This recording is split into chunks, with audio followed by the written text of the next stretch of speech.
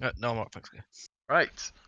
Hello all, and welcome to the JT weekly stream. Struggled for a second there. I'm Will. I'm co-host with Tom today, and today we're doing something a bit different. Normally, Tom would be failing on a route, or failing on a route, or recently he's on the dev building stream. This is the other side. This is an asset building stream. So today we're going to be building a camera tripod in 3ds Max and getting it into game. Looks like you've already finished it. Yeah, mate. Yeah. So this is just a random image I found online of a tripod. I've had to edit it slightly to get it into the right dimensions. What we're going to do is we're going to take this flat image and put it into 3ds Max. So what we do is we save it out as a PNG, a JPEG, whatever.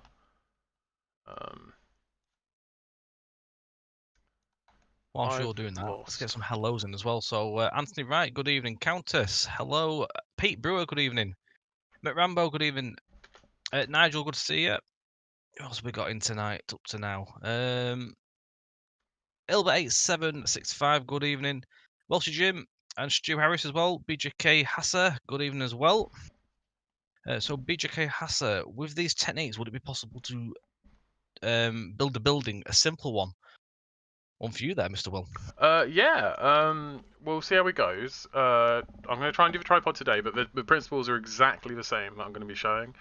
So I'm going to be showing the base modeling process, the base exporting process, how to texture it, get it in-game itself, the blueprint editor section of it, and hopefully we can have something done by the end of the night. I'm looking forward to seeing the outcome. This was obviously the one. So that was requested most last week as well. Yeah, this is last week on Tom's dev stream. We asked a question on what people would like to see, and hopefully this one's going to be what everyone wants. I didn't catch that like. Did you, Tom? No. It's gone. It's gone. The last like, thank you very much. It literally was so small on the top of my screen. I've just made Twitch into full screen now, so I'll be able to see the next lot. Okay. But yeah, I will catch everyone from now on. I need more screens. You need more screens. I need more screens is what I need. You already have 2. Don't get greedy. Right. No. So, when bringing a flat image into a 3D designing software, you've got to be careful how you do it. So what we're going to do is we're going to take the image resolution.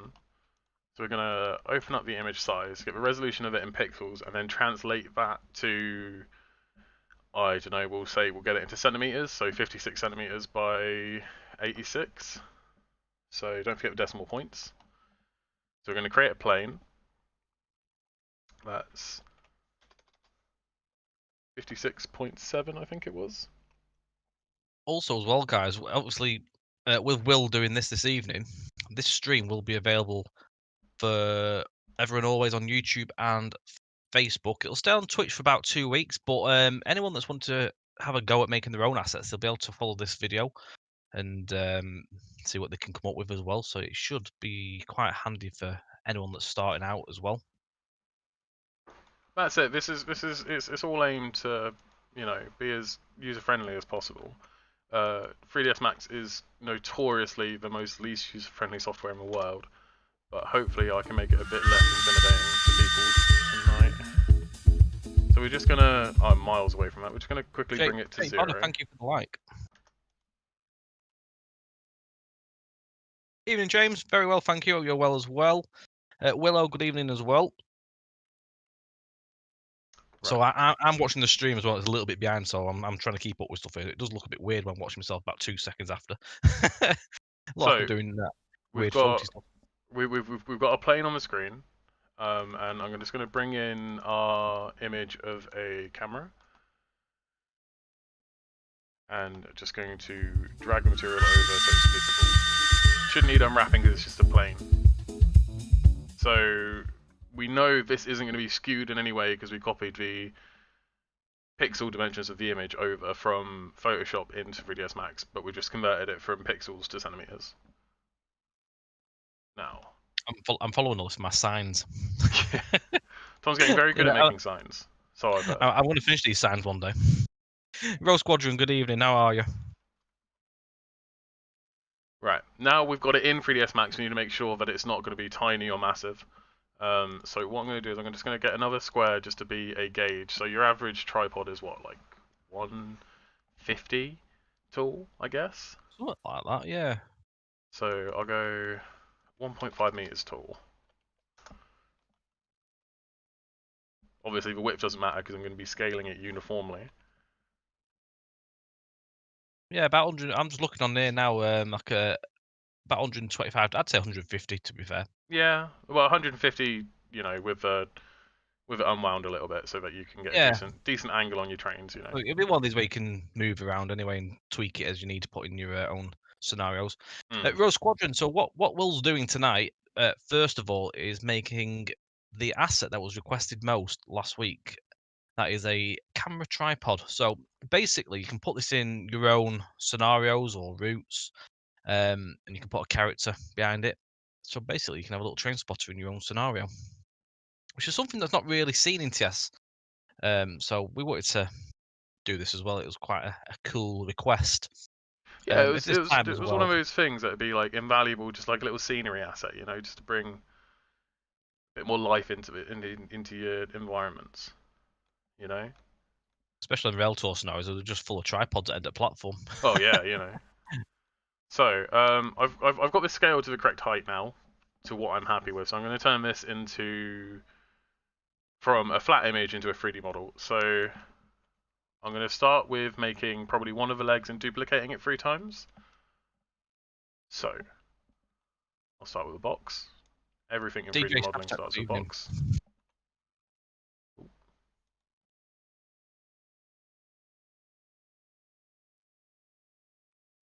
Feels weird that I'm not actually doing anything. Yeah, you feeling lazy, mate? I feel lost. I feel lost that I'm not doing much. Well, I am doing things. There's no trains on this evening stream. It's an asset development stream. So it's part of our change things up plan. So where we did route building last week.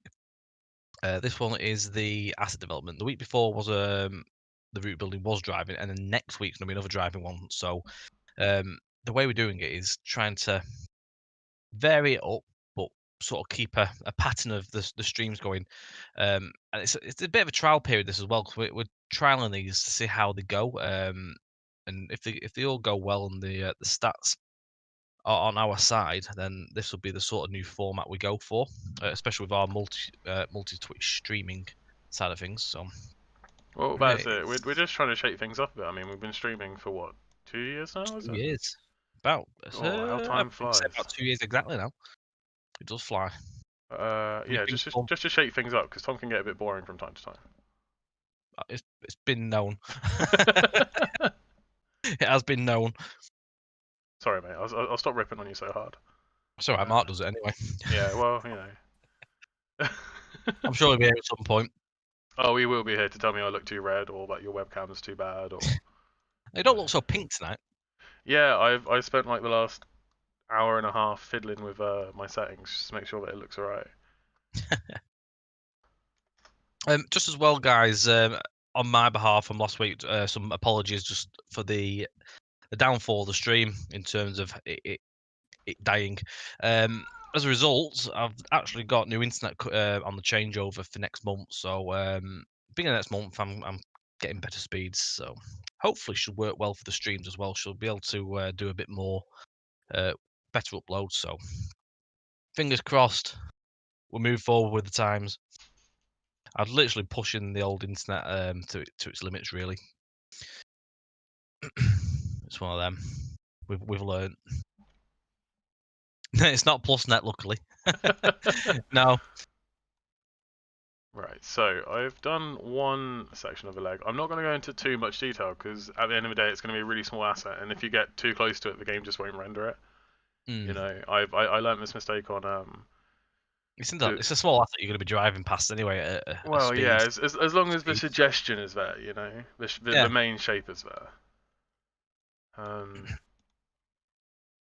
My current ISP is BT, but I mean, loads of you that have watched the streams, you'll have seen the other year where we had a load of issues where it wouldn't handle the stream. It's just one of them. So we've decided to change, and we've gone for Sky Ultra Fast. So we're getting pretty much better speeds all around, like 3 times as fast. So it's what we need.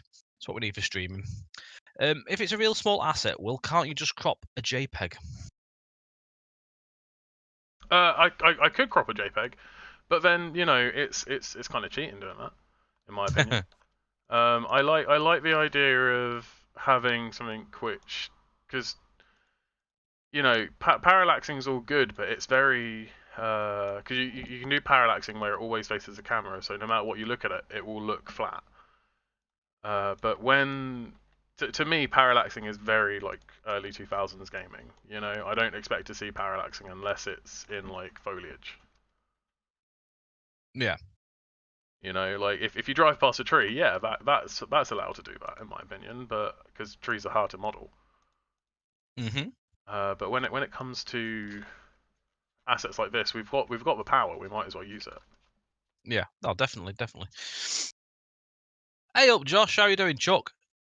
How's your favourite timetable stealer? I'm very well, thank you. I'm very well. Which 3D Max are you on, Will? I'm currently using Max 2019. Now, Is it 2019 that's where TS limits, isn't it? Yeah, 2019 is the most current supported version of Max. Yeah. Dovetail are notoriously difficult with getting 3ds Max to work. So we've only just got 2019, I think, like a year or so ago. It's quite far behind then. It is. I would love to use a more modern one. Like 2021 has got some nice features, but you never know whether it's going to work or not. And given how flaky plugins can be, we don't want it to get what's the word, like crashy on me. No. You have a few crashy moments as it is, don't you? So you don't want any more. Oh yeah, Photoshop's the worst for it. Me and Photoshop don't get on. Well, let's hope Photoshop behaves tonight if you have to use it. Oh, I definitely have to use Photoshop tonight. Okay, so I'm just gonna create a triangle so that we can have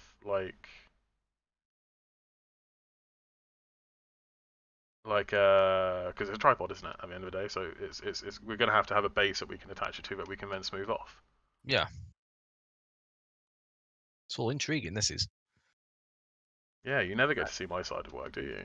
Not really. I see a little bit of it, but obviously I'm doing my own stuff, so I can't sit there all day and just sit and watch you do your assets. I do get to have a little browse here and there when you're showing off little bits and pieces. Yeah, it's interesting to see how it all starts off and you get to that from this process. It's quite clever. So how long have you been doing this for now, Will? Overall asset creation and all that sort of stuff.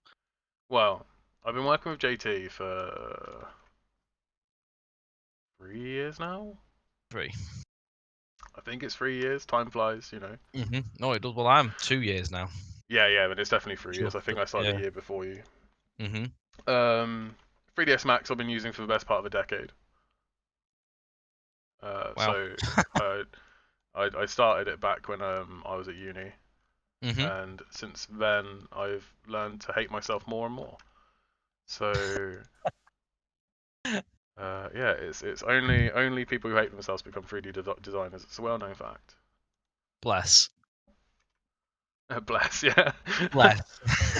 Sorry, I'm also saying you can't find 2019 3DS, only 2021. Is there any way you can get 2019 still, or is it not available anymore? I don't think it. Do they sort of overwrite the build and go to a new version? I think the biggest issue is that if you have a license for 3DS, you can. But obviously, licenses are not cheap. No. Like I wholeheartedly understand that licenses aren't cheap. That's why JT paid for my license, because I wouldn't be able to afford it on my own. And if you have a license for it, you do get access to the older versions. But they've had security issues, I believe, from the older versions of 3ds Max, so they've discontinued them unless you have a license. Right. It is possible to use Blender. I know a lot of people use Blender. However, I don't know how to. Trying to think of what Make signs in Blender. Well, so the funny thing is I before I worked at JT, I used to be a product designer. for a company down in Portsmouth where only use Blender, and I personally had never touched the software until I worked for this company, and yeah, I worked for them for about 2 years, and I got quite I would say professional grade with Blender, to the point of where I was making super high realistic 3D designs and photo renders and stuff like that.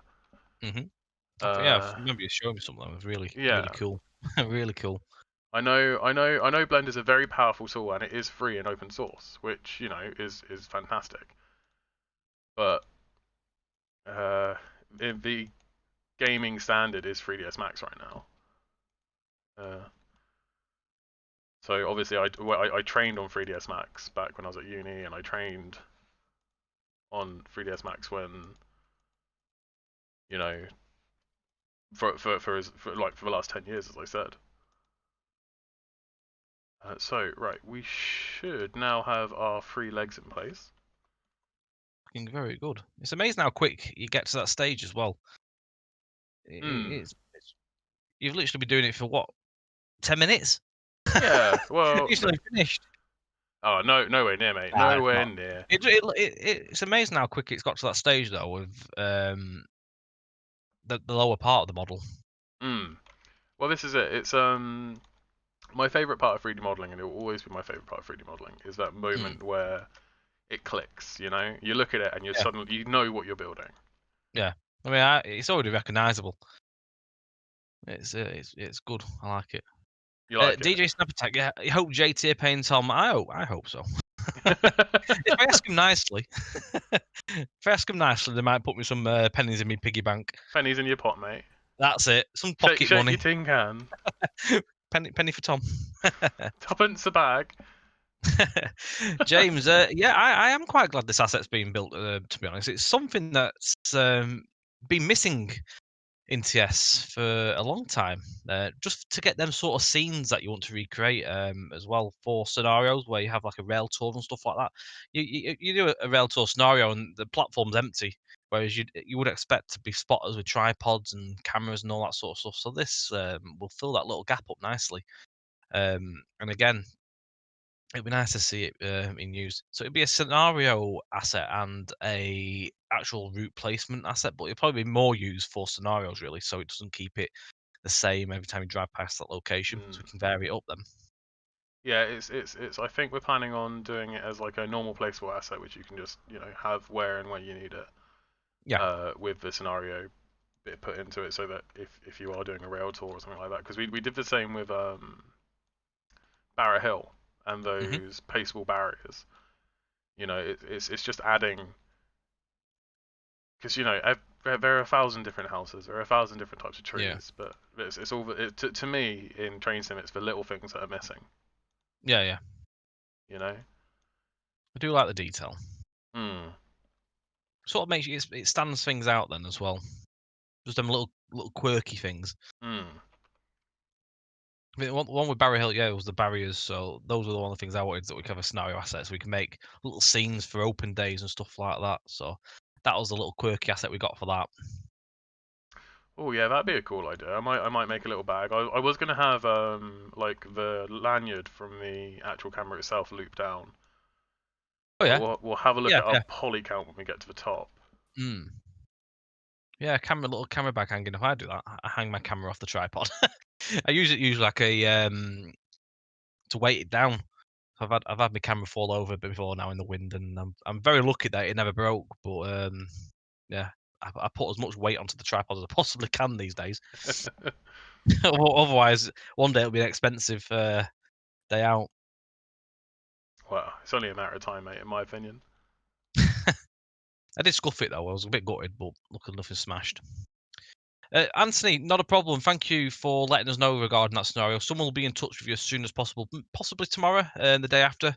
But the team are usually quite quick at getting on top of the tickets, so just keep your eye out on your emails there, and our team will then receive the bug as a ticket officially, so that we can get onto it as soon as we have a bit of time on that. Right, so I'm just quickly resetting the X1 for it because it was going a bit funky, which can happen when you scale objects. Sorry if I go quiet, it is just take quite a bit of concentration. That's why I brought Tom with me because he's got the gift of the gab. Hello. Gift of the gab. Gift of the mouth. Yeah, mouthy. Mr. 04, good evening. How are you? Thank you for joining. So for anyone that's just joined us or just lurking this evening, what we're doing is Will's building a camera tripod asset. This was the chosen asset last week by you guys in the chat who watched last stream. So we asked what you'd like to see. This was the one, so we've decided to go with this one. There is possibility that if there's a bit of time left at the end of the stream, Will may go and do something else just to fill the time in.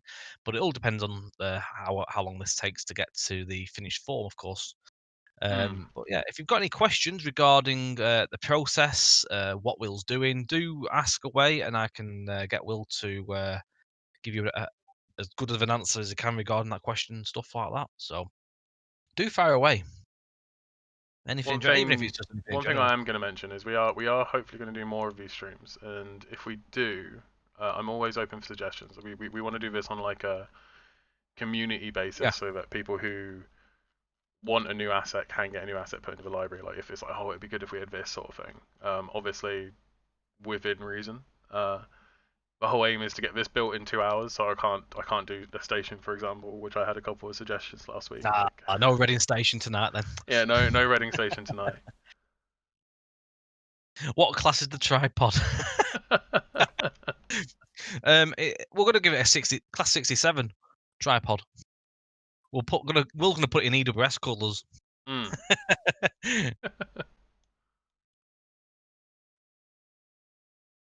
Right, Mister, you just started a nuclear fast transfer site model. That sounds really cool. That.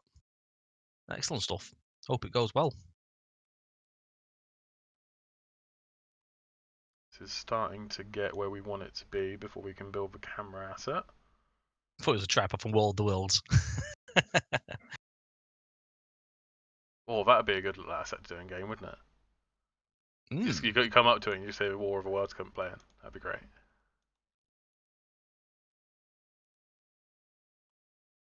Right. That is starting to look how I want it to. So, I don't personally do much photography myself. I do. When I can. Yeah, you do. When I'm allowed out. Not at the minute. I might not be able. I might not have the correct lens on this camera, but I'm going to try and find. I can send you some reference if you need something. Mark did send me some reference. Did he send you some stuff? Yeah, I didn't like his camera. Oh. Hopefully he's not in chat, so he didn't hear that. I'll tell him. Yeah, you tell him. What kind of camera do you want? Is just a normal photography camera? Yeah, I actually got some source images. I just put them in a file on my desktop, and I've cleaned up my desktop. So, give me a second whilst I find it.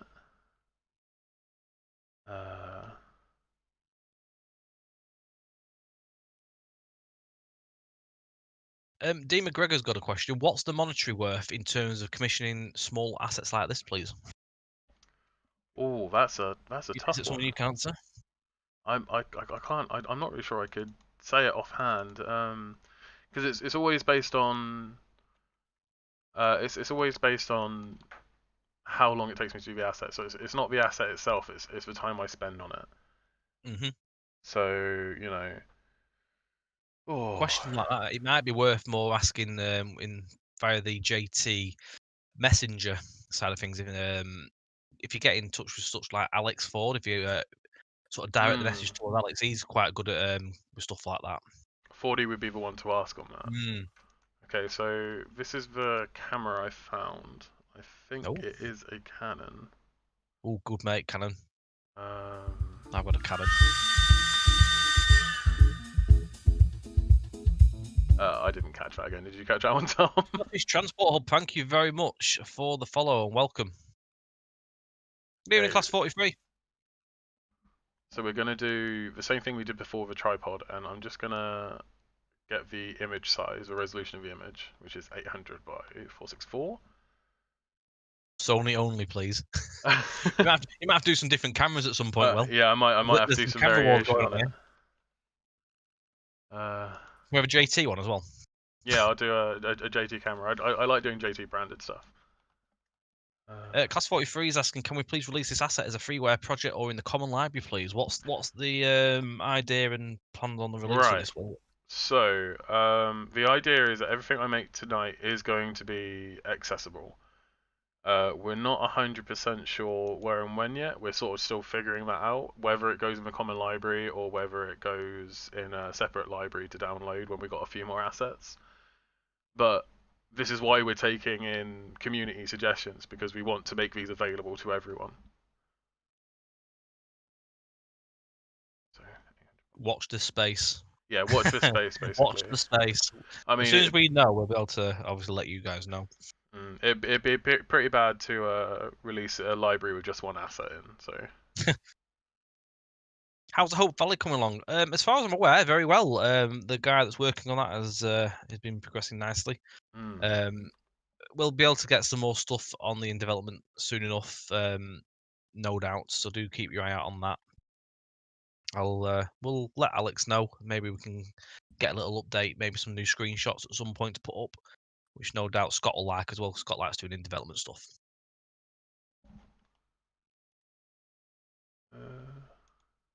Oh, it must be. Apparently it's a Canon camera you've got there, Will. I can see in the chat. That's good. Well played, Will. Well played. Like I said, I don't sign cameras very much. My phone's got a camera. That's all I really about know. As well, there's a request in making a car at some point. A Ford Transit from 2008. Oh, that'd be a fun one. Anything that's like, because I think the only vehicle I've really done was the Boris buses. Oh yes, you did didn't you do the E200 as well? Was it the E200 the Enviro, yeah, the Enviromaster single decker one. Yeah. Right. Evening, Scott. Yes, yes, definitely be aware though, guys. But I'm sure we can maybe get a couple of screenshots of the latest work at some point passed over. Yeah, I'm sure we'll be able to get something. It is progressing. So what I assume what you're doing at the minute, you're snapping this into the right sort of place that you can then obviously do your 3D modeling around. Yeah, I like I did with the tripod. I want to get the right shape of it because they're always so iconic, you know. Yeah. Got a decent lens on it. Well, this is it. I don't know much about lenses, so I want to go for something that was like fairly telescopic, so that you could, you know. Well, that's a decent size one. That. So you can trespass in the bushes like 100 miles or like 100 feet off track, so you can get some decent shots from. This Joseph, is 3ds Max. Sorry, I just spoke over Will then. Hope you heard that. Used to it, mate. I know. It has been told I do talk a lot. Well, you got a couple of nicknames in the team. Well, I know. All good, I hope. Well, depends on your definition of good, my friend. Dean McGregor, there's only one playground asset in the common library. I'd love to see some separate swings, slides, seesaws, etc. to be placed independently and to create custom playgrounds to be better represented in real life. That would be a good one to do because you know you can throw together a swing fairly quickly. Yeah, like you've got the obviously garden club, we've got the trampoline for the gardens.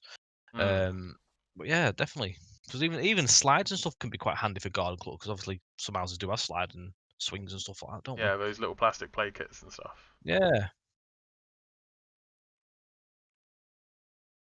Will's Fisher Price play area. Oh, it would have to be just kids, wouldn't it? Oh god.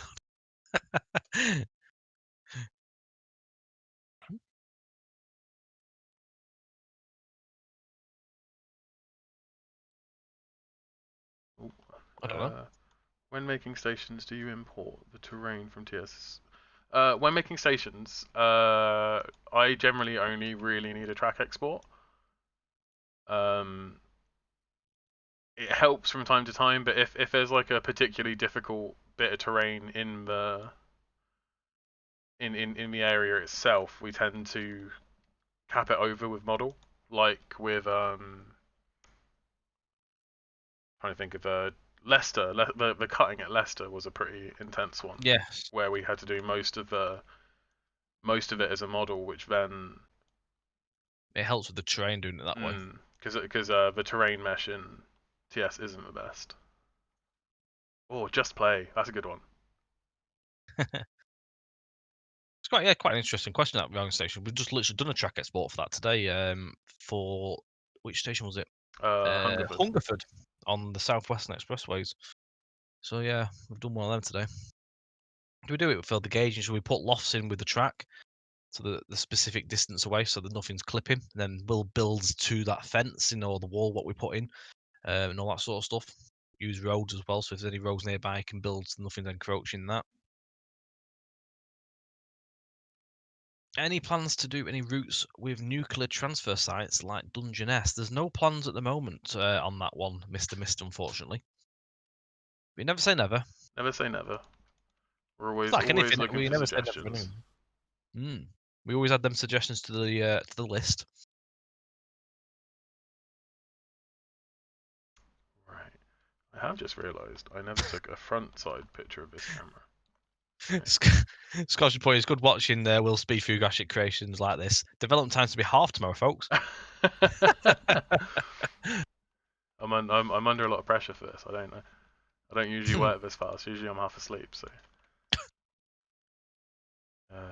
I mean, Christ, when we did what was it, Metline? I was pulling in 7-day weeks to try and reach the deadline for that. Yeah, Metline was fun. Metline was fun. It was a really good project to work on. To be fair, it was very involved. Oh yeah. Are you also the train developer? Just Trains, Will? Yes and no. You can hold some fame. Yeah, let's not talk about that. So I'm not the best at the train side just yet. I have done some tweaking. Like the S8 improvements was all me. Like the ones that went with the Metline, I believe. Mm-hmm. That was all me. The model improvements to help the FPS on the S8 and S7+1. Yeah, I am hopefully going to be getting better with making my own trains for TS, but it's just taking the time to learn and find the documentation. And unfortunately, I'm not as much of a enthusiast as Tom and Mark, so it takes there's quite a bit of knowledge that needs to be built in there. Yeah. But hopefully, I'll be able to make some trains one day. James has got a really, really good idea here, but I'm going to change the idea a little bit in there because obviously the idea you put in there is something that I'm doing on my personal side of things. We can't really use that. But something that'd be quite cool is on the screen, on the camera, could you put like a screenshot of one of our routes on it? Yeah, I can do actually. That'd be quite cool, wouldn't it? We were gonna do that on one of our stations. I think it was a DNL station. Mm-hmm. It was one of the ones I did. Beeston, I think it was, because Beeston has Yeah. loads of copyrighted imagery on the platform. Mm-hmm. And we were gonna do a load of screenshots of Beeston in like different filters and stuff like that. But unfortunately, it kind of like got closer and closer to release, and we just weren't able to implement it. Yeah. Because there were more pressing things that needed to be seen to. Not saying that every product, not saying that every product we do we run out of time, but you know, we just want to make sure that everything we do is as professional as we can make it. You know. Mm-hmm. Working with Tom, it takes quite a lot to get a professional product. Go around the houses. Mr. Transport Guy, good evening. So you've just started. I think I've seen some of your pictures of your Mark 5A and stuff on the community forums and on the Facebook groups. Look really good. Do keep up the hard work. I love looking at the models that people put into like the like labor's a passion, you know. That's just like I really want to see an A stock in TS. That'd be nice. That'd be nice. So what's going on here at the minute? So So, this is the base that you're doing at the minute. yeah, I'm The trying to do body the of the camera. actual body of the camera. Just trying to match the shape to the actual 2D. Normally, I would have another plane to get the trying to think of a word to put it to get the front on view of the camera, but unfortunately I forgot to grab one for this model, and to save me from digging around on the interwebs, I shall be winging it slightly. What about some Snorris Steam on the Met? There's no plans at the moment, but again, one of them, never say never. If anything ever comes to plan where we may do something like that, then by all means we can look into doing it. There has been a bit of Steam on the Met, hasn't there? But we just haven't done it as Scenario. Yeah, there has been. I know there's been another developer that's done a couple who approached us, which was Bossman Games. He did a pack with a couple Steam. I think it was one of the class Steam locos that took place during the Steam on Met. I think in like the 2000 period. So he approached us to ask if he could use the route as part of that run for the pack, and obviously that was allowed. And there is some stuff out there. If you look on Bossman Games, there is some Steam on the Met. If that's what you're wanting, if you're looking for to play on and to use our route for it. I mean, I've got to love a good kettle. I love watching Tom drive a kettle as well. I don't like driving kettles. They give me headaches.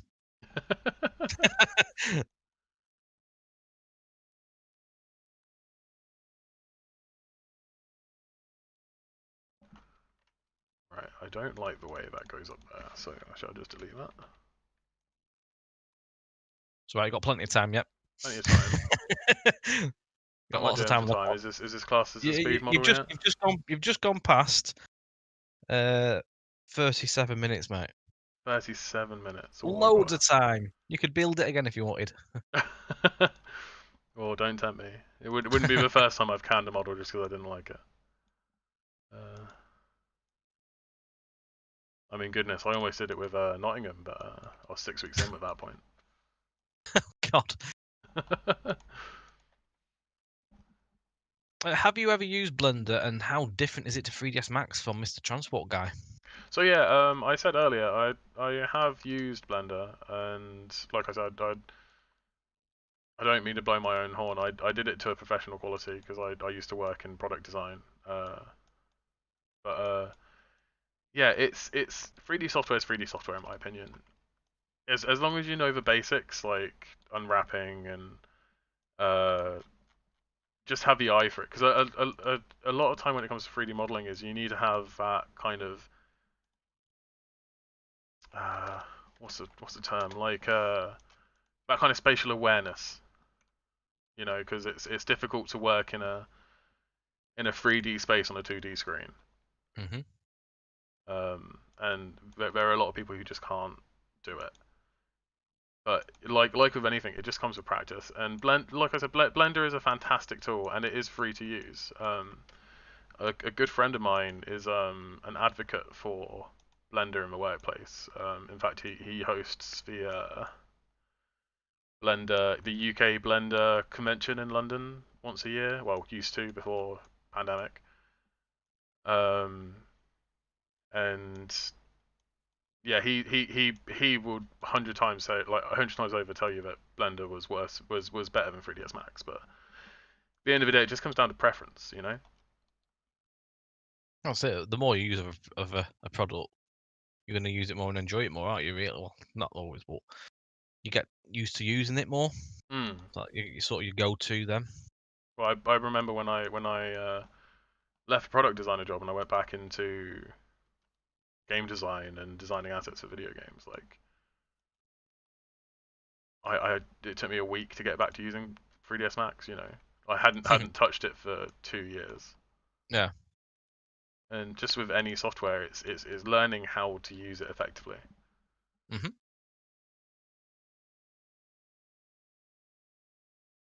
Another question from Dean. Is it an easy or hard process, part of the process, converting the finished product into a asset that will then be imported to TS? So it depends on the asset. It really does. obviously like trains and stuff are a lot more complicated than um, like a house, for example. Mhm.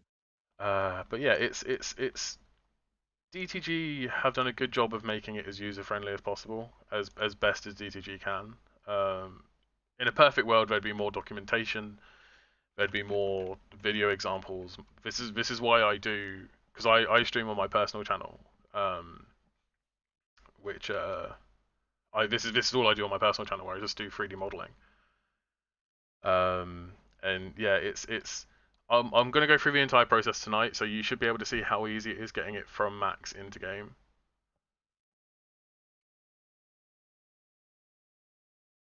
Well, this is a good question. Yeah. Can you use a VR headset to make 3D model designs? I believe there is software that lets you do that. Oh, Uh, excellent. but like it's all very temperamental. It's Yeah. not it's not as intuitive as you'd think it is. Um, there's always going to be,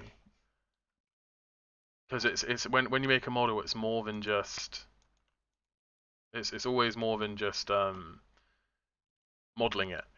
There's all Yeah. there's the texturing, there's the UV unwrapping, there's all these other things which you just can't do from without like serious input. Like you'll see when I get to the unwrapping, like what unwrapping actually entails.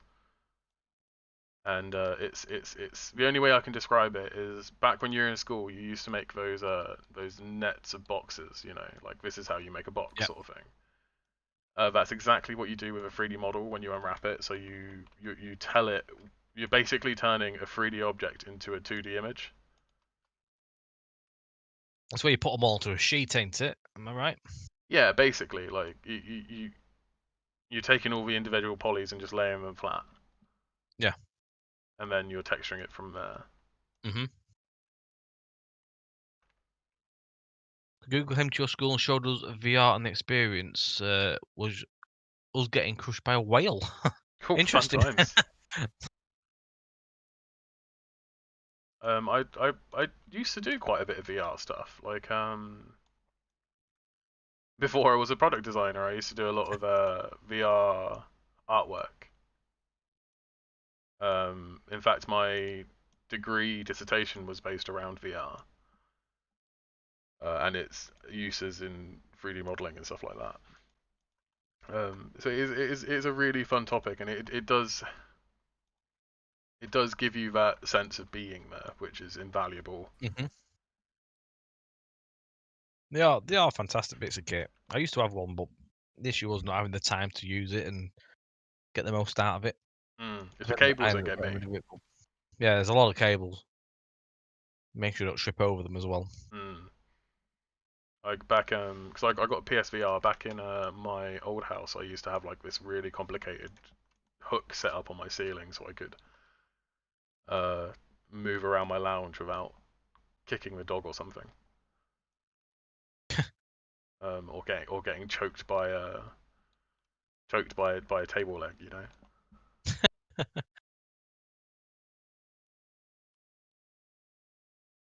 Dean, so would it be possible to create a consist that is actually an aeroplane, and you could add a driver icon in a scenario and use train control to fly it?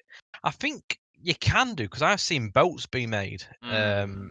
as like that run on track. So in theory, you would have like an invisible track, and then you could lay it to wherever you want it. So if you can do a plane, you'd lay it up in the air, wouldn't you? And then you'd have to do something in the blueprint, I would have thought, with well, whatever the model is, to make it think it's a train. So Again, you'd have to set it up as a train. yeah. So you'd have to have like an engine blueprint and like wagon blueprints and stuff like that. Hmm. And you'd have to fill in the like weight limits and stuff like that to get it to remotely feel realistic. Yeah. But it's a tough one because it's only ever gonna be on track. You can't fly it like a plane, you know. It's definitely doable, but how well it'll work is a question, really. Especially if you're going to do something up in the air, so you'd have to have it taken off from the ground, go up. Hmm.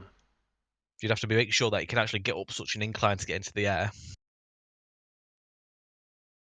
It's called a trainer plane. But yeah, I've seen boats be made run on invisible track, and if you look back at what DTG did with Portsmouth Direct Line, they made the milk float which run on invisible track, so you could actually drive a little milk float, which is quite a cool gimmick. Was it actually drivable? Yeah, you could actually drive it. Oh, that's I toppled interesting. it over once. It's got jumps and stuff. You go for a car park, you jump in the air. I went over a jump and then toppled it over, and didn't realise there was a curve coming because it's invisible track. It's quite funny. Hmm.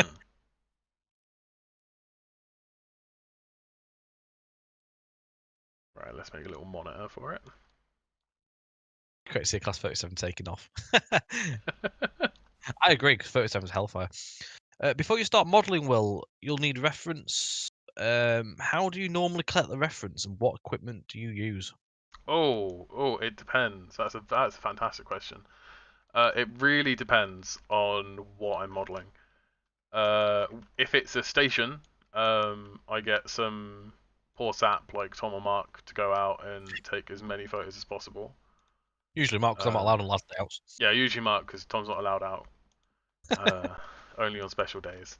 Usually Christmas parties. Usually Christmas parties. He gets day leave for Christmas parties. Um, but if it's something like this, I did a little bit of research online. Generally speaking, when it comes to replicating something, you want as much research as possible. But I am kind of winging it right now. Uh, so I yeah, mean, something it's like this isn't too much anyway. It's quite an easy one to do. Pretty, well, yeah, it's pretty it's it's it's, self-explanatory, isn't it's it? we're not going super realistic. We're going for the more of a suggestion of a camera, Yeah. you know. Um, yeah, whatever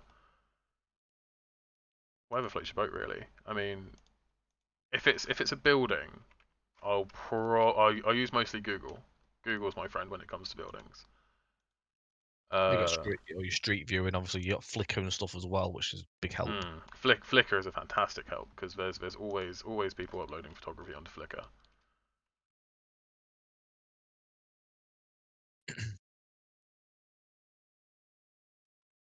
Right. God, I feel like I'm making a slight hash of this, but I'm sure it'll be fine because you're not going to see these details when it's up close Well, there's anyway. textures and that, yeah. Well, it's not even that. It's the game will only let you get so close. Mhm. So hopefully I'm going to give it some good justice. Yeah, it Mm. Flickr's fantastic. It really is. But again, obviously, when we do buildings, Google Street View, and depending on what area you're doing as well. I mean, we're doing Swex, which is a 2010 base route, so we can actually go back in time with the Street View to see what was there then and what's changed. It really does help and stuff like that Oh, it's been invaluable with Flex with Swex, with the flex, with the Flex, yeah. flexing the Swex. I mean, Swex is my first dated route with JT, so it's been quite an interesting build. We've got the biggest challenge coming yet, which is Reading Station, which is had a Oh yeah, massive remodel back in it's a shame we haven't got a 2015. time machine. Yeah. Um, As well, the thing with Reading as well. I mean, if anyone's got any pictures as well, they think may be valuable around the 2010 period of Reading, do send them over because we oh, any very reference much are always goes. grateful for everyone's help in that Mm, sort of respect in terms of research imagery. With it being such a, it's changed so much. I mean, the station, if you look at what it's like now on southwestern, western main lines, the model is so much different from what it's going to be on this route. So, and any pictures that anyone has, it's very, very valuable. Even in Bent, so yeah, the only thing with Flickr is the search engine. Yeah, the search yeah, engine can be a little bit temperamental with Flickr. that and you I also. noticed last year it was very temperamental. They seemed to change the way the search algorithm worked, which was quite annoying, especially with making scenarios. Well, Really hard one. there's also the users who incorrectly name photos like that. There's that guy who does the Puts all the station names in the puts picture. all the In the station name comments. on his picture for the entire route. Yeah. Mark's friend, that. Oh, Mark loves him. Mark loves him. Evening, Jake. How you doing?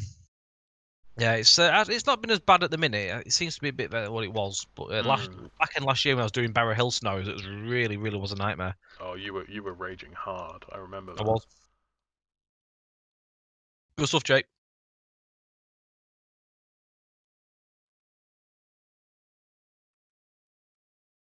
Stephen Smedley, good evening. So you submitted a ticket for some issues with QD scenarios on the ML Sheffield Derby, Nottingham, Leicester. What is with the AI services that pass a signal at danger? It doesn't clear, so you have to tab. Is there anything that can be done? You submitted the ticket.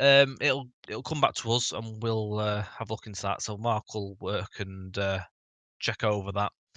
The QDs are done by a external developer. So what we'll do is we'll do some tests as per what the support ticket says, and then once we sort of know what's going on, we can then move on from there. But it will get looked at.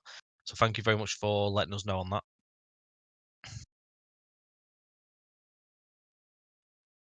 that. So, are there any programs like this that allow the user to import 3D scans of items created from the camera and that can be translated into an editable object with the software?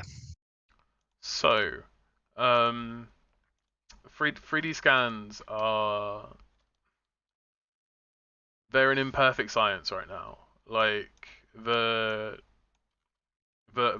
geometry you get from a 3D scan is usually absolute trash in the nicest possible way. And like 3D scans are fantastic for 3D printing because you don't need clean geometry.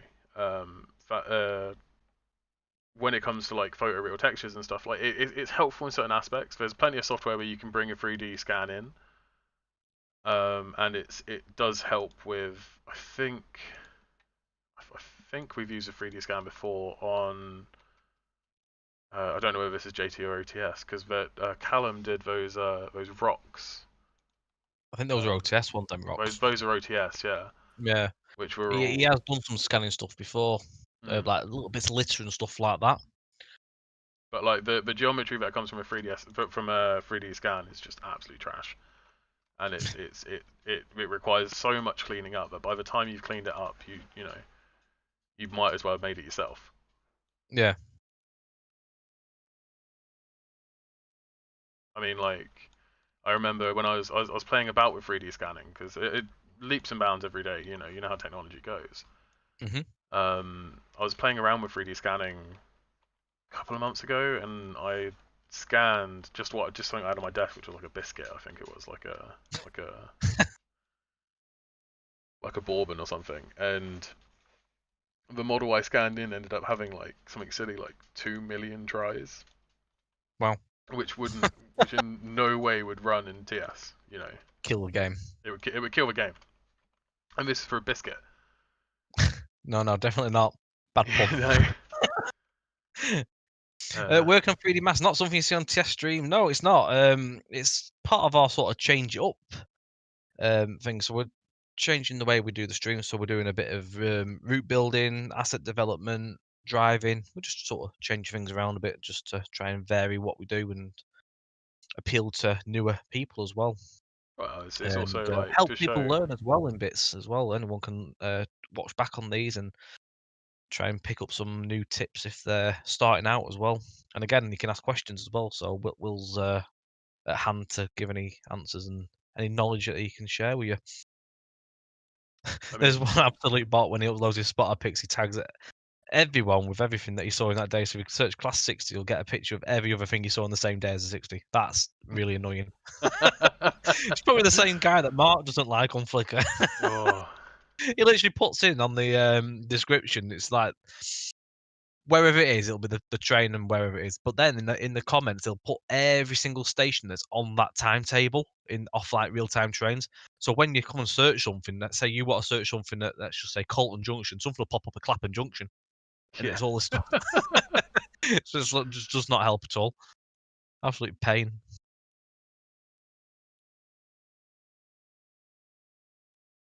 Have you got have you got a model of someone washed to go with the camera? I think there's some in the game. Right, I think that should be enough detail for the camera itself. I'm going to do a little Nice. loop for Oh, the little the go around lanyard thing, the yeah. yeah. Finding source of the old footbridge at Doncaster was a pain. Yeah, there's some stuff that's been a pain that we've had to find and bits and pieces like that. I mean, obviously, going to the site is always a lot more helpful. But when things aren't there anymore, then you do have to rely on the internet and stuff like that. But sometimes stuff's not there. It is hard. Luckily, I mean, there's cab rides and stuff which have been made. The one we have for Southwest Expressways is an older cab ride, which has helped quite a lot because it's got the old footbridge, for example, Pusey, that got ripped up. Was it 2015 for the newer one? Yeah. So we managed to find that on pictures anyway, but it was on also the cab ride. So yeah, you just got to look around, but you can find stuff. Just take time sometimes. Been an interesting journey for Swags, that's for sure. It's weird as well, mate. I'll search for stuff, and I'll put the exact same search in Flickr as what Mark does, and they'll come back with different things. They'll find stuff that I can't find. It's really really bizarre.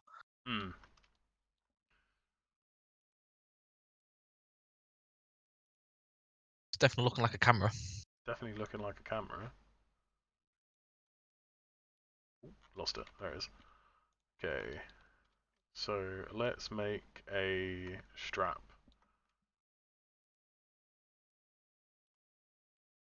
There's way more detail than I usually put in just like something like this. I mean, saying It's all that, fine. It's right. saying that, I did flex with that ticket machine, so I can't really. It's not looked at the ticket machine yet. Have you not? It's fantastic. No, I'm not getting around to doing it, but I will have a look at it. It'll be the next stuff to look at in the morning. I've got some other assets to look at for Highland tomorrow. Way too overcomplicated for 3ds Max, but it's still fantastic. I love it. Not 3ds Max, but TS. A 3D spotting book to go with the camera would be cool. Yeah. You could add so many little things, but I mean, stuff down the line. Obviously, you can only do so much tonight, but even down the line, little stuff like that could always be done. I mean, this is it. If people are enjoying the stream, we will do more. You know. Little quirky items and stuff like this is what we want to do. Because this is where stuff like this we can't always do in the daytime, because obviously the main assets have to be built. So when it's stuff like this, look a bit more on the fun side, we can do little cool things. I mean, like we have done the afternoon sort of streams before. Yeah. But those are always working on the the more important assets, as Tom says. But no, I'm enjoying myself. I like doing just random modelling from time to time. You'd have thought I'd get sick of it being my job. But... What's this you're doing here? Wait, what we up to? I'm just doing like a little neck strap, you know. Oh right, yeah. It's quite cool.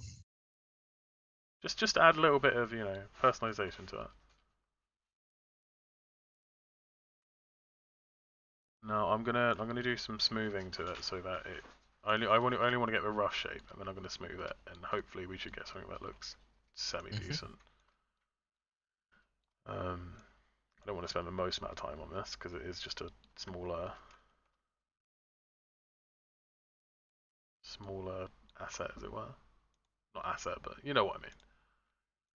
So the issue when 3D modeling and streaming, this is something I found in my personal streams, is you do a little Lego talk. Yeah. So like when you were kids and you used to have your friend over and you'd sit there playing Lego, you just end up chatting absolute random, This is why it's good to have the chat, just to break up the. I talk a lot of gibberish in mine. You do talk a lot of gibberish in yours, but that's expected from you. A lot of gibberish in general, to be quite honest. Yeah, I wasn't going to say it, but. There's one for you from Ben there. So, would it be easier to do the strap with a spline and a sweep modifier? It would be. It would be. I prefer to do hard surface modeling, which is where you take. Hard surface modeling is where you do it on planes and stuff, like I've been doing in the stream. I could have done it. I guess I could have done it with a spline. There's a million and one ways to do stuff, you know.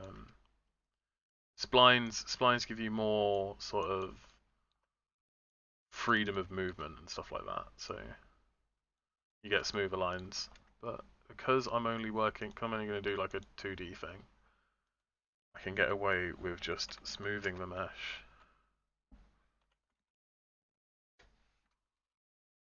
Not smooth, mesh smooth I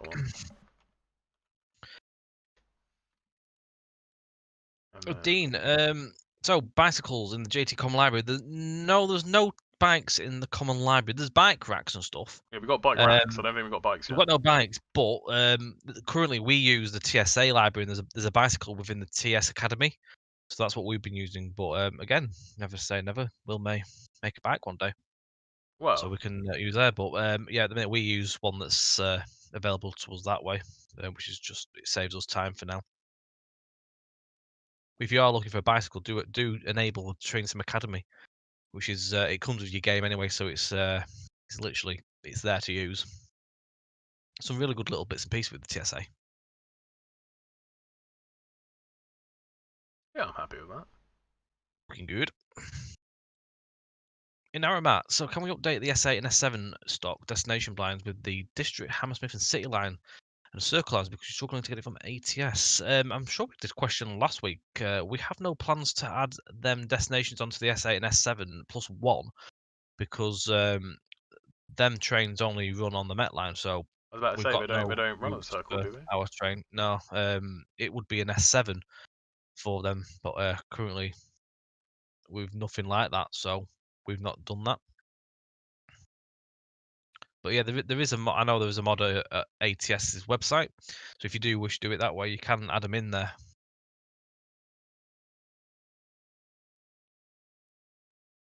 But the Hope Valley line is a challenge to build modelling all the hills, stuff like Manto and Kinder Scout. Although it's just a case of shaping the terrain using the tool. No, the terrain tool isn't easy. I mean, I'm not working on that project. It's done with another developer. From what he's been showing us so far, he's working rather well with it. Zach Picture as well, thank you for the follow. I just caught that as I was talking. Thank you very much. But yeah, the terrain is a pain, to say the least. Yeah, Up the to now, terrain he's modelling tools aren't coping. the best in TS. No. He's coping well up to now. He's doing a lot of asset modelling alongside, so I'm assuming what he'll when he gets to the more awkward place, he'll probably do a bit of modelling to help stuff out anyway. Yeah, I know he doesn't have much needing by me or Callum yet, so that's quite. No, he's been pretty self-dependent up to now, hasn't he? He's been beavering away on it pretty well. Is there any plans to extend down to Bedford? We've been talking about it. It's not in our plans at the moment, but never say never. We would love to go down to Bedford with the route. Just got to get all the other projects out of the way first. Yeah, we're only a small team. We can only do so much. I need more computers and more arms. More arms, more brains. I need more of me. I need more, just more. Alright, I'm quite happy with that as a model right now. I'll see what these look like if I smooth them.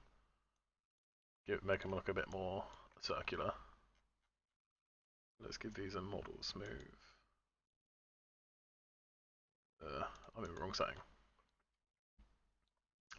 Yeah, unfortunately, you can use the software for as long as possible and still find little tweaks, you know. Forever learning. I mean, oh yeah, you know how annoyed I get when I find something that would save me hours. It was like when I figured out you could copy and paste UVs. Use the software for over 7 years, like 7 years at that point. I didn't realize you could copy and paste UVs on just similar assets. I was mad about that one. Oh, does the tripod need a swivel arm? Oh, yeah, that's a good point. Yeah, Very good point. I could put a swivel arm in. Take this pole. Let's use this pole. Yeah, just take the pole up a little bit. Yeah. Maybe raise it up a bit and then put the arm in. Good shout there, Jake. Very good shout. Yeah, this might be a little bit ropey because I am, like I said, I didn't do the best research for this. We'll let you off because you're not a photographer. I'm not a photographer, so you know. I'm not a railway enthusiast, so that's my excuse for most of my assets. Is there only one person working for each sector in making routes and trains? So with us, there's myself and Mark as the core Route builders. route builders. Right. We've got Will and Callum as well that do the assets. Although Callum is also able to do route building when required. He has that experience. The other developer that's working on Hope Valley, he does both. And then we also have another asset developer that helps out as well, it's knitting. So he does assets. He's working on Highland stuff at the minute. So you may have seen the Highland dev blog that went up last week. It got posted on Facebook as well today. He's been working on bridges and bits and pieces as well for that route. There's a few of us. Myself and Mark are the main route builders, but again, as I say, Callum can be brought in as and when we need a bit of extra help in getting some stuff done. So the team has grown really this year. It's grown to a few extra people, which is really good. I mean, you think about like Callum is now celebrating his 7th week at JT. It is, yeah. He started on the first week back after Christmas. Yeah, and he's blending in quite well with us, which is nice, you know, because you not everyone at JT is as sociable as we are, so. I'm very sociable. Oh yeah, you're too sociable. That's the issue, mate.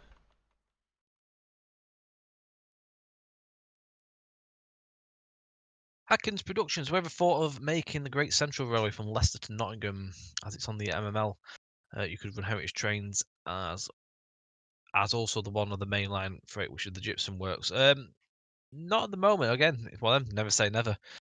Currently, no plan to do that as such at the minute. What are you branding the camera as? Just cam, just shoot, just take, or just photo? Or just shoot might have the wrong idea behind it. Want to try and stay away from inappropriate names. Just cams might be good. We're Any not thoughts on that, American. Tom? I like just cam. Just cam. Just cam. Just fots. Just fot.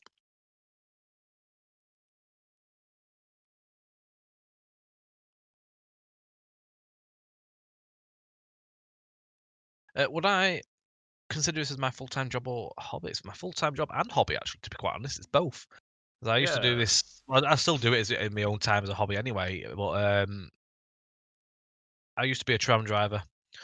Still am in a way. I still do the heritage tram driving at Blackpool when I'm allowed. Well, I can't admit because obviously COVID. But I used to be a tram driver full time at Blackpool for 6 or so years, and then I came over to JT as a full time position as a contracted route builder, and that's never looked back really. It's nice to still do my tram driving as and then here and there as like a volunteer. And other than that, yeah, it's still nice doing my own stuff in the spare time as well. So to do my hobby and do it as a job is really, really cool. That's one thing that's really nice about JT because it's never difficult to get out of bed. No, I never have to contend with the morning rush of traffic at home. Just get down the stairs. I don't know, mate. Get a couple of dogs. Roll out of bed, roll down the stairs, and straight into the seat. Done. Well, it was like when I moved house up north, like most of the time, because we hadn't sorted out the office and stuff like that. My PC was right next to because we were living in the lounge at that point. Yeah. So my PC was right next to the bed. So all I did was sort of roll over and get to work.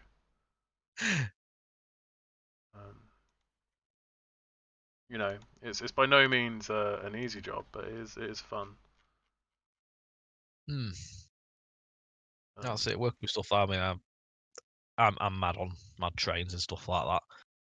To do stuff like that in terms of job and that, yeah, it's good. Just veg, definitely. Just veg. I think that's it. I think we have to go with just veg Just as a veg. name. Just veg. Gotta be done. Right. I think to avoid me putting too much detail into this camera, we're going to call it there, and I'm going to start texturing it. Sounds good. Sounds good. So, now comes the fun bit. Hey, So we're come on, going to Photoshop. yeah. Let's make a shadow bake of it first. I'm not sure how well it will shadow bake because it's quite a small object, but we'll find out. So I'm going to just do a straight flat map. This is where 3DS crashes. Nope. It crashed. Booked. Oh, that's not good. 3DS You've Max not never. lost it, have you? No, I haven't lost it. It would have recovered it. Well, that looks good, Will. You've textured it, look. Yeah, look at that. Spot on. Here's one I made earlier. Blue Peter it, yeah. Check my auto backs. Stream's still running alright, isn't it? Yeah, I can still see you moving. Nothing's died. Just making sure, because I don't know what. I can see Max coming back on. Alright. Hopefully my auto backups have been working. Nope. When was my most up-to-date one? Auto backup 3. Oh, Class 43 Harrison's made. He's come up with a library for the assets that you make in the stream. Just train stream library. Just train streaming library. This one maybe. There you go. Oh, I didn't lose anything. What's the difference between buying MML on Steam and the JT website? Right, so main thing really is if you buy it off the Steam store, as far as I'm aware, you cannot do the extensions through that way. So if you want to do the whole network where you want all the scenery to extend on with our extension, it is best off going through the website. You also get more scenarios on the website, and you also get the reward points, which is always a winner if you want to go further and purchase the extra add-ons. You can use that towards getting money off. You get our support as well, which is pretty much on hand straight away if anything you need, rather than having to wait to go through the DTG method, because it might take a bit longer on there as well. But yeah, you get a little bit more really with the route as well. You also get the most up-to-date version. I don't know if you mentioned that. Yeah, I don't know how often Steam update the route, to be honest. Well, it's all down to Dovetail. They don't do it as often as we'd like. I know that. But we could send them a bill, but it may not go up there straight away. It could be a couple of weeks or so, maybe a month or two. And you get the advantage of the JT points. Yeah, again, I don't know if you mentioned that or not. I did that one. Sorry. I did that one. I don't mean to repeat you. Always recommend the website version, to be honest. Just better support in general, you know. That and DTG aren't the best when it comes to keeping their stuff up to date.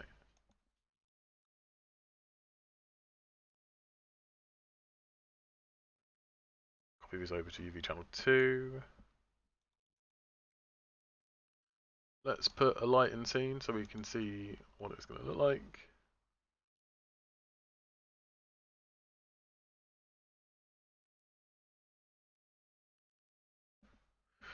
Set the render up to have light tracer. So what I'm going to do is I'm going to bake the lighting out to a texture using the second UV channel, which I've flattened this all out to.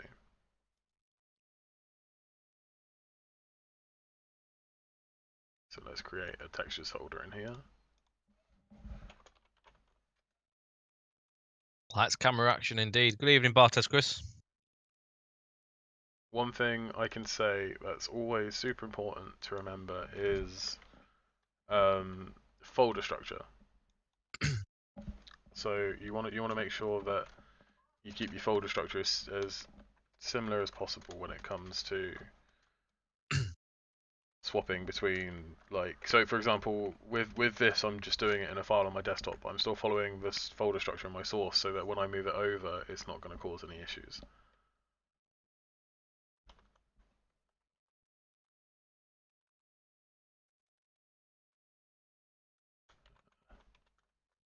Camera, shut it out.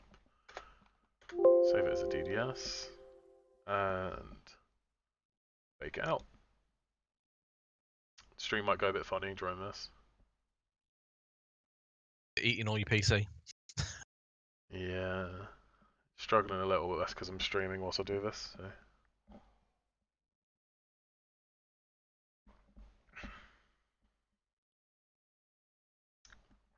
I should have put a normal texture on it, but that's fine. I can correct that in Photoshop.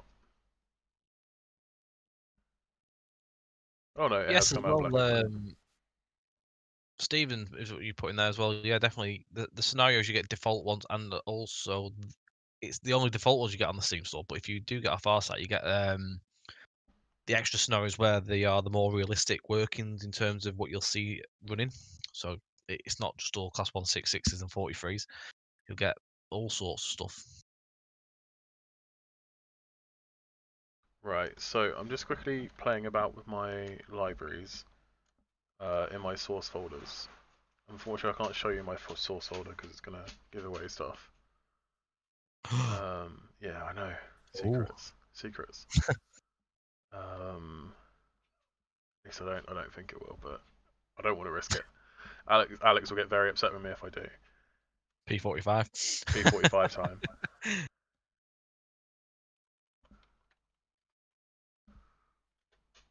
So I shall move that. So can we build the Ford Transit next? I think there's a backup of what Will may do next if there's time, but time is pressing on anyway, so we are into the sort of last hour anyway. So I think probably by the time Will's done, with Yeah, the I camera think we're only going to get the camera done today. But we'll bear it in mind. There is some other things we'd like to do as well on the stream front. Some lofts and stuff like fences and stuff as well is another one we've been mentioned. But we'll definitely bear in mind. We'll like the idea of a transit van, so you never know. I might just make one for fun. You never know. Right. Just quickly creating a folder directory. Hindsight would have been to do this before the stream. We learn from our mistakes. We learn from our mistakes. Because opening up software. Will we include 3 ways to get to Piccadilly? So the ones that are coming with the route are New Mills and the Stockport way. So like by Hazel Grove.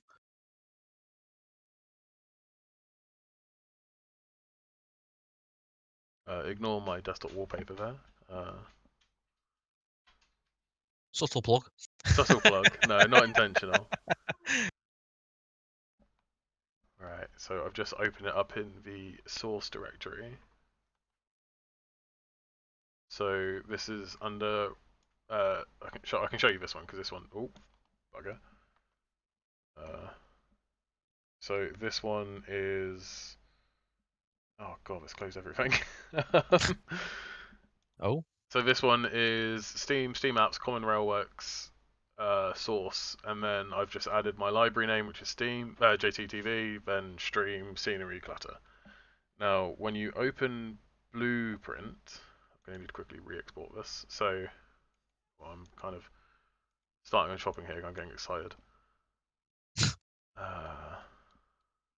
So let's give this a name that TrainSim's going to recognize first. So you put the first level ELOD, which would be 1. You then put how far away you want to be, how far away you want it to pop into view. So it's going to pop in, say, at this level of detail, no more than 50 meters, because we don't want to drain on system resources. Because it's not massively high on tries, but it's not the neatest model I could have made. As it comes to almost 2,000 tries. It's quite a bit, but it'd be fine. It would be fine. I'll do some optimization on it in between stream. So that's followed by its name. I should now be able to put a railwork material on this. Will the Rose Hill branch be included? As far as I'm aware of, no. I've just looked where Rose Hill is, and it doesn't look to be in that location. Is there any plans for extensions of the route as well to Buxton? We have spoke about doing Buxton and stuff like that, but that would come if we do. It would come as its own extension. We'd like to see Peak Forest and stuff like that as well, so it could all sort of be done together. But it all sort of depends on how well Hope Valley sells and stuff, where we can look into maybe future extensions in that. Oh, I froze apparently. Oh, did you? Oh, wait, that's probably because. There you go. Is it? Right, there you go. Yeah, now that's working again. Sorry, I'm back. Yeah, unfortunately, that's a bad will moment there. Sorry, Tom. Bad will. Bad will. Right. Let's quickly export this out to an IGS. The time pressure's getting to me now. I've only got an hour to texture it. TikTok. Yeah. So. Tommy's unfrozen. JT tripod camera. Save it as an IGS. Railwork intermediate geometry. Okay. And this is something a blueprint can read. So what I like to do is I like to check that my model is okay in Blueprint Editor before texturing it. Personal preference, but I just like to know it works that way. So let's wait for this to load up. Oof, that's a bit bright, but you can get the gist of it.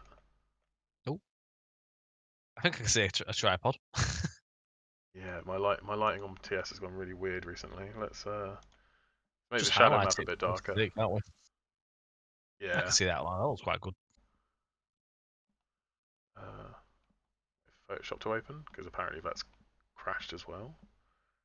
Everything closed on my machine. Goodness. How do you fix Route Builder so it doesn't revert to level 7 out of 10 on the density slider when loading back into the route? You've tried putting it to 10 and saving. Have you got your density slider in your main menu set to 7? Because that might be why it's going to 7 in route building. If you put it all the way up to 10 in the main menu, that should fix it.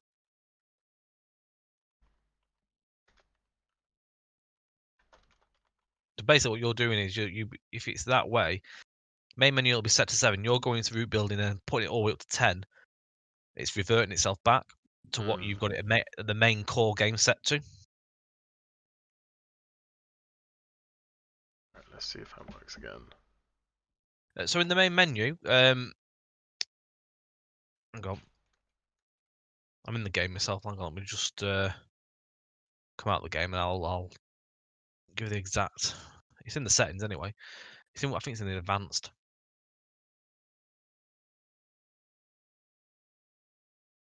That looks alright to me. Looking good. Looking good. Yeah, let's slap some textures on this bad boy. So there is a website which I use way too much. Who is the stock builder for JT? So we used to have a developer called Tom Williams that did all the locos. He's not with us anymore in terms of development. So currently, we don't actually have an official. We don't stock currently builder. have an official builder right now. So yeah, at the minute, well, Will can do stuff. His main job at the minute is like assets and stuff like that. But you've dabbled, haven't you, recently? I have dabbled recently in the DNL update. If anyone's seen the tram loitering around, yeah. Will did a little tram for the update.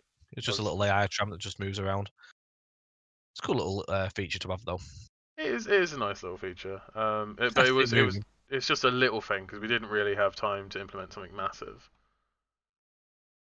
For the amount of track we've got and all that, it didn't really warrant a fully fledged. I didn't need it, did it? You know. No, not for a quarter of a mile of track going over the station. No. So the density slider settings for, who was it? Dean.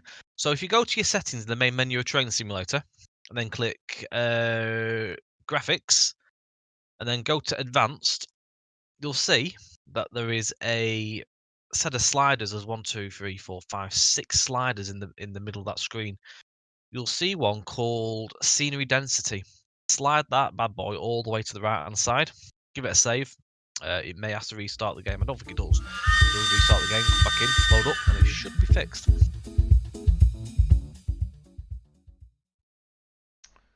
I didn't catch that. Like, did you, Tom? Richard, thank you very much for the follow there. I missed all the name, but I got the first name. I was looking at the train sim stuff then. Yeah, thank you very much for the follow there, Richard.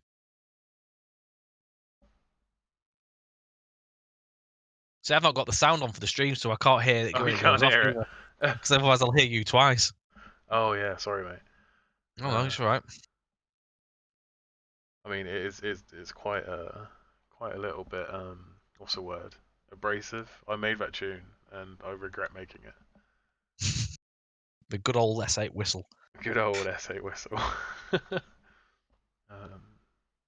So. Who built the S stock? That was Tom Williams That was again. Tom Williams, yeah. He did a fantastic job. Will did like the improvements to help with the FPS a bit on it, and that. How do you import sounds to trains? I have no idea. So when building Moloko, there are lots of areas to put the audio in. It's all under Blueprint Editor. I'm not sure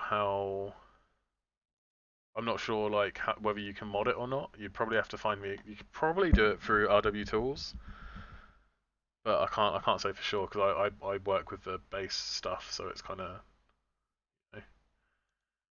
it's kind of difficult to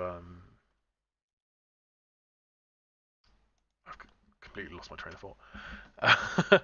it's kind of it's kind of difficult to explain because it's all in Blueprint Editor, so it's all when you create a train blueprint.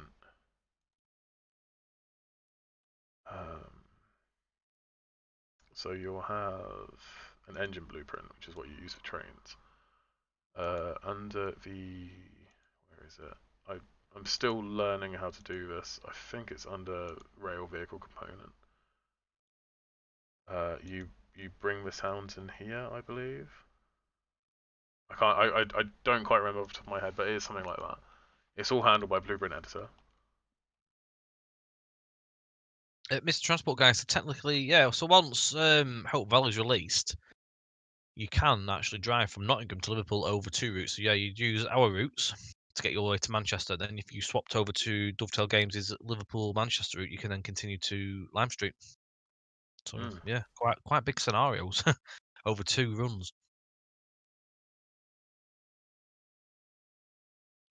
Right, so all I'm going to be doing now is I'm going to be picking parts of my model that I want to have particular textures. So the way I work in TS, which is different to a lot of other people, is I separate my textures up into smaller tileable textures rather than having one massive texture, if that makes sense. So I'll try and think of a decent example. Let's take the image for my what was it? The ticket machine I made. So the ticket machine uses one texture which is then shared across the entire model for sections. So if I open up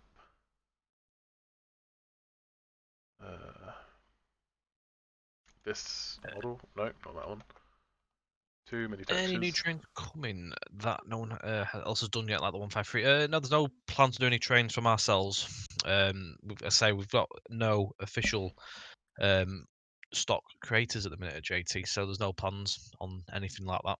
Nothing right now, anyway. Solely routes is what we're aiming on at the moment. So this is an example of a way that a lot of developers make textures, where they'll render out a template of their UV and they will put the images they'll overlay the image, and then it's one massive image. So what I like to do is I like to take smaller images which are higher resolution, and then make them slightly smaller res, and just tile that image as long as it tiles. So you can't get as much customization in it. I currently I'm doing a mixture of both styles, but when it comes to my buildings and stuff, I feel higher resolution bricks is better than detailed bricks. Mhm. Will the new Southwestern Expressways include Watley Quarry and Mayhead TMD? There's not in the build that we have now. No. Whether it may come down the line in the future is a different thing, but it's not included. Evening, Volvo Trucker. How are you doing? Class 43. Can we possibly make the 230 and 484? Again, we have no stock creators, so we can't make any trains at this moment. But never say never. We might. Yeah, might never say get... never. You never know. We may be able to get someone in one day that does trains again, so we can maybe do stuff. But currently, there's no plans on that. A big part of the issue is just like the sheer amount of time it takes to develop a loco, you know.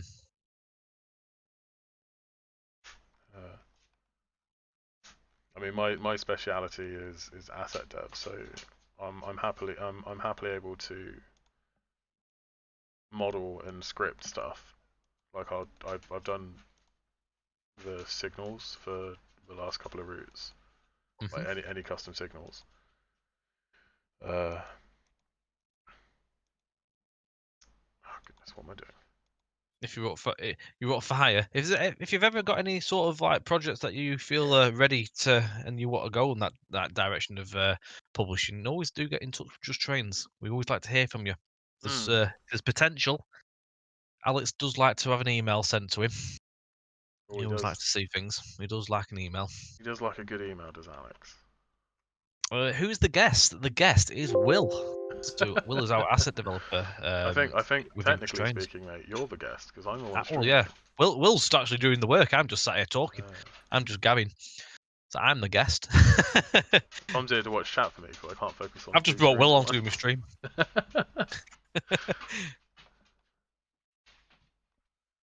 Not a problem, class 43, mate. Thank you.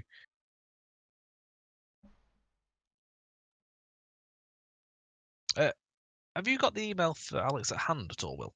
Yeah, one sec. I'll go Pop it grab into that Discord now. for me. So I can imagine it would be.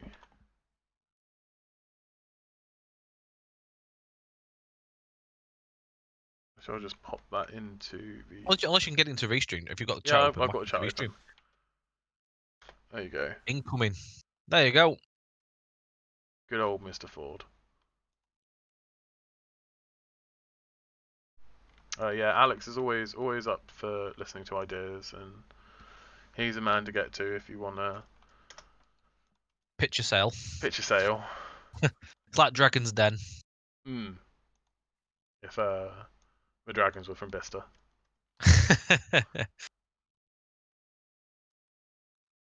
Not a problem. Just ships when. Will's making the ship next. Yeah, I'll do a Freightliner. I can do some. Oh, that'd be great actually. Don't give me ideas. Even Jason guy.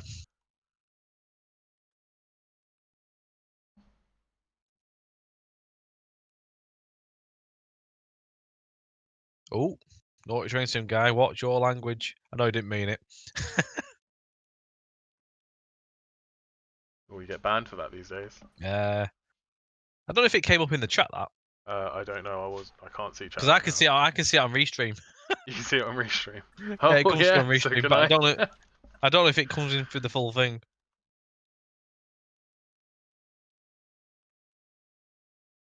Do a little bit. It's a grippy plastic, so you don't drop your camera in a muddy field.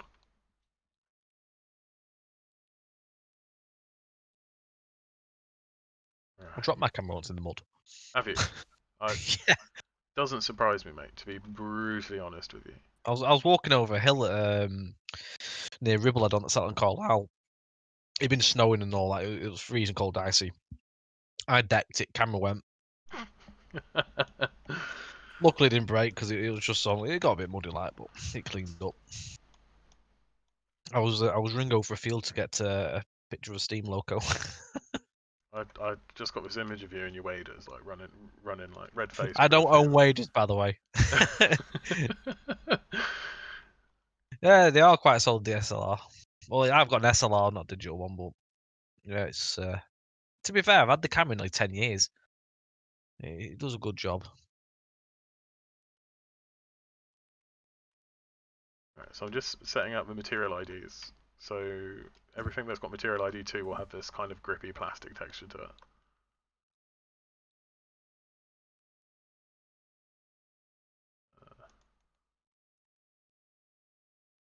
Not a problem, transport guy.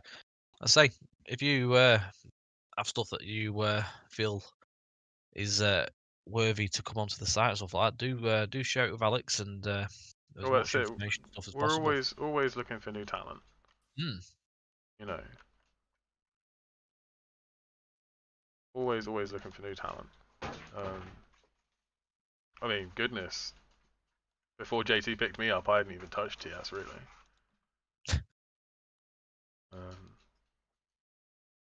Let alone What was your work. first asset? Was it Uxbridge? No, my first asset was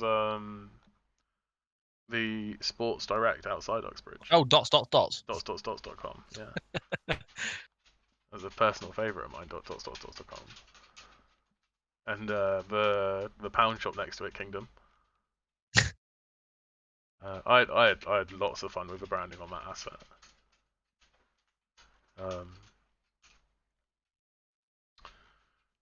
I need a. How big can this be scaled up within TS? Can it be made to be like as big as a skyscraper, or is there a limit? I don't think there's actually a limit to how high you can scale a model. I could be wrong there, but I'm fairly certain there's not a limit.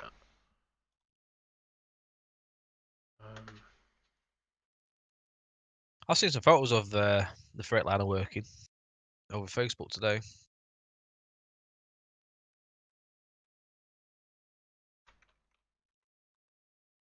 Christ.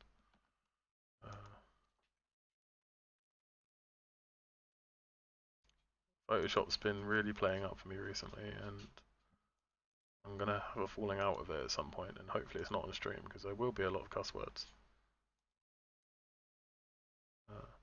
Beep. Yeah, get you there with the beep button. So in Train Sim there's a limit, but in 3DS, as far as I know, there's not. Oh yeah, From there's not one in 3DS. You can have it as big as you want. Obviously, the bigger the object is, the higher res the polys are. You know, the more it's going to pull on the system. It's dependent on how powerful your machine is, really. How do you send a route to Steam as a DLC? As in what? Ourselves putting our products on Steam or workshop? What do you mean there, Aaron? I think, well, everything that goes onto Steam for TS has to go through DTG, I believe. Yeah, I think that they upload it anyway, don't they? Volvo truckers, JT looking for a new route to make. We have plenty of routes on the go and stuff in our plans and that, but we always look for suggestions. We sort of add them to a list, and the more of that suggestion we see, sort of usually throws the potential for it to come to life. Hillbilly, good evening. Hello. How are you?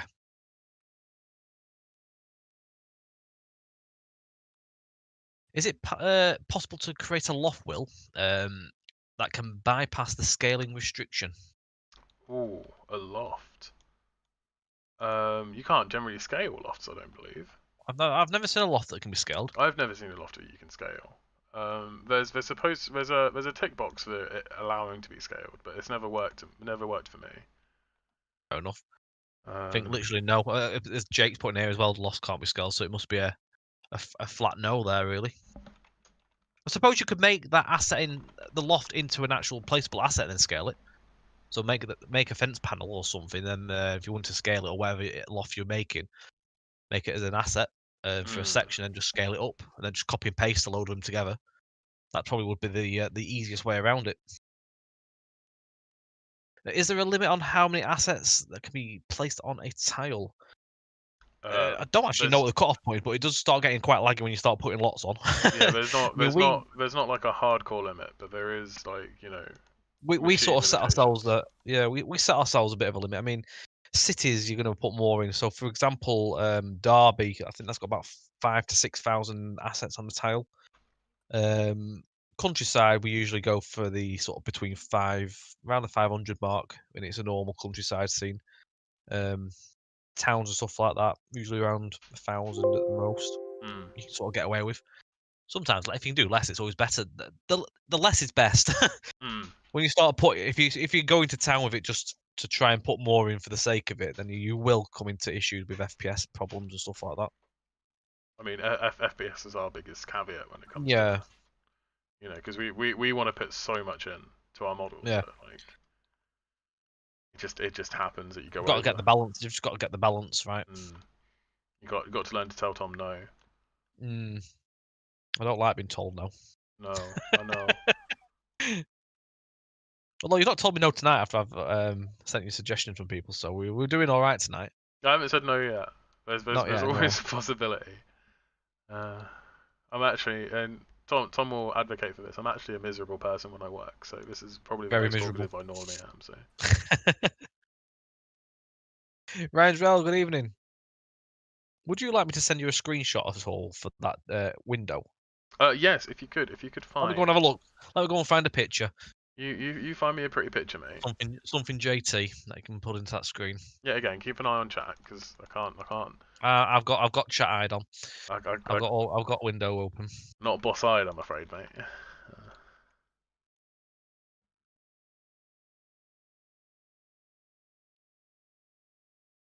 Oh, the issue when you're working with a black model, you can't Things are see very what good, he's doing. thank you, Ryan. How is yourself?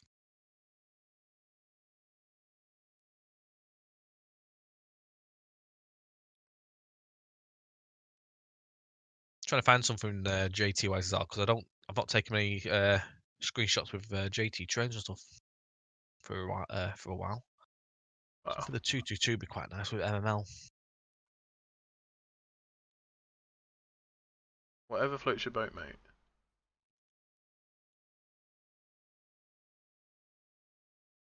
Oh, excellent stuff there, Ryan.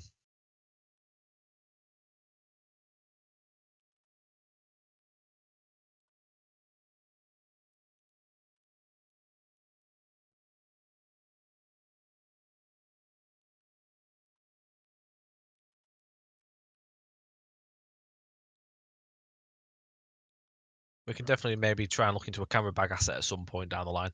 Oh yeah, definitely. You know, it's all about getting the smaller bits together. You know, if you want it, ask for it, and we will try and make it within reason, of course. Mm. That tile's a little. So use that tiling to our advantage and make it look all vacuum for me.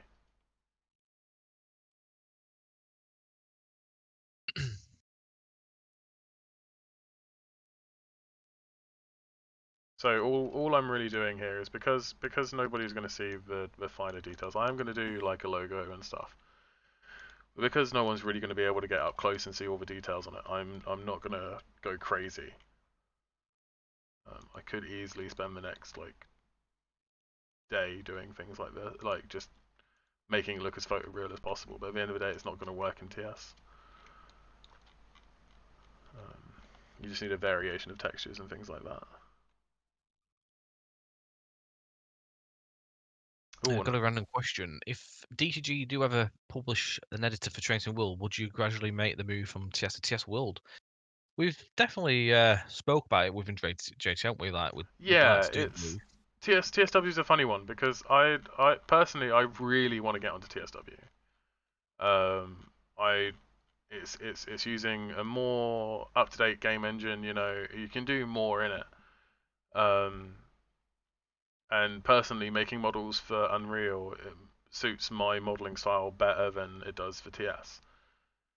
where I work much closer to actual PBR style textures. But like, yeah, we have been talking about if we were to get an editor for it, we would move on to TSW. But it's a question. It's more of a question of like what we do first. Obviously, we've got to learn Mm. the engine and the game and all that first, so it wouldn't be a straight jumping off we go. We'd have to obviously spend the time and get up to scratch before we start doing stuff, which of course costs resources and stuff. It takes us away from other things. Mm. That's it. I've got your screenshot as well. Oh, thank you, mate. I should do. Yeah, drop it in Discord and let me know when you've done it, because I'm not going to get a notification Yeah, it's in. sound. Cheers. It's in. Yeah, it's TSW is a really funny point, because everyone is desperate for those dev kits, you know, and the only third party who's really been able to make stuff for it is Rivet Games, and they're basically Dovetail anyway, or X Dovetail, or however you want to spin it. Yeah.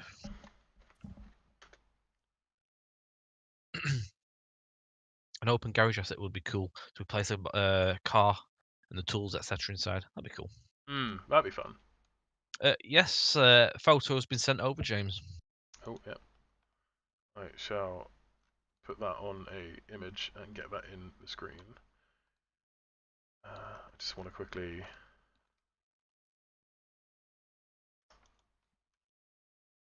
put the second metal texture on. So the naming isn't massively important. Oh, that was loud.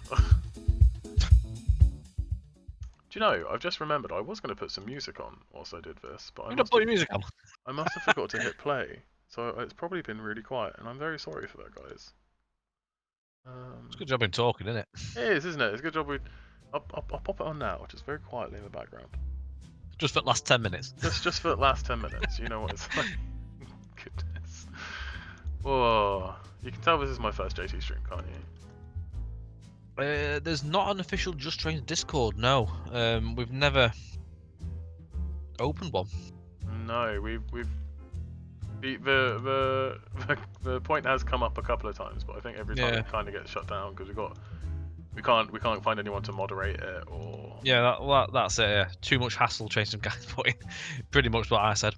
Yeah, well, that's your argument every time it comes up. No, well, I had my own Train Sim TV server for ages back, so experience from there. So it's too much. You just literally be sat there all day watching it, and it just spirals. It takes one person to play up, and then everyone else joins in. So it's just not worth the hassle, really. We're a small team as is. We can't really split ourselves up even more, you know. There is a Just Trains forum. Oh yeah, the forum's fine. The forum's fine. There's plenty of people. Yeah. I mean, I check the forum now and again. Well, James put us two are like the new Dick and Dom. Dick and Dom in the JT bungalow. Dick and Dom in the JT bungalow. That would be a great asset. JT bungalow. No, I'm not going to be here every week. I'm just going to be here for a couple of months, hopefully. Couple of months. Yeah, a couple of months. Yeah, yeah. I mean, I've handed my notice in. I hope you don't mind. No, it's fine. Was Alex alright with that? Yeah. I had he said something like call an ambulance. I'm having a stroke or something, but you know. I took that as that's fine. Did he ask you to finish off all the assets first? Yeah, he was like, if you could do 10 years worth of assets for us first, that'd be great. I was like, yeah, no issue, mate.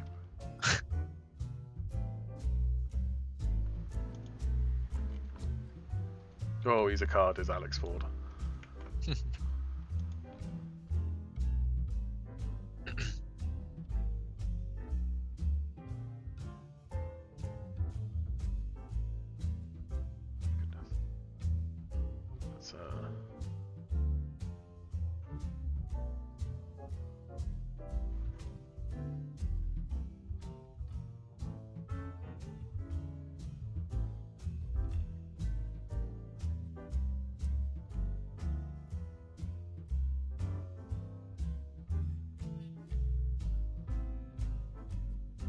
Ooh, that's a horrible little texture, isn't it?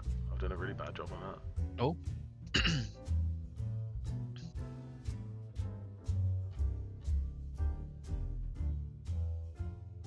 Well, I'm glad to see you're enjoying it. Yeah, definitely, it's good. That's what we like to hear. You know, I'm having fun. I very rarely get such creative freedom during the day. Normally it's we'll build this. Okay, I'll build this. You got some creative freedom for your ticket machine. Oh yeah, but that's because you asked me for a ticket machine. And I was like, right, I'm gonna flex all over this.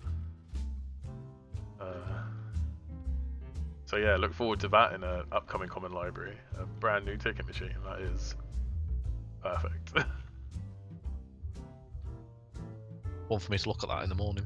Oh yeah, mate, you're gonna love it. It's fantastic. I love it. I think I've already used that texture. I'm struggling to find the right texture.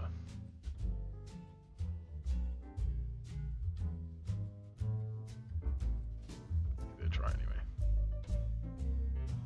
So much black on cameras. Like they're trying to go unnoticed or something.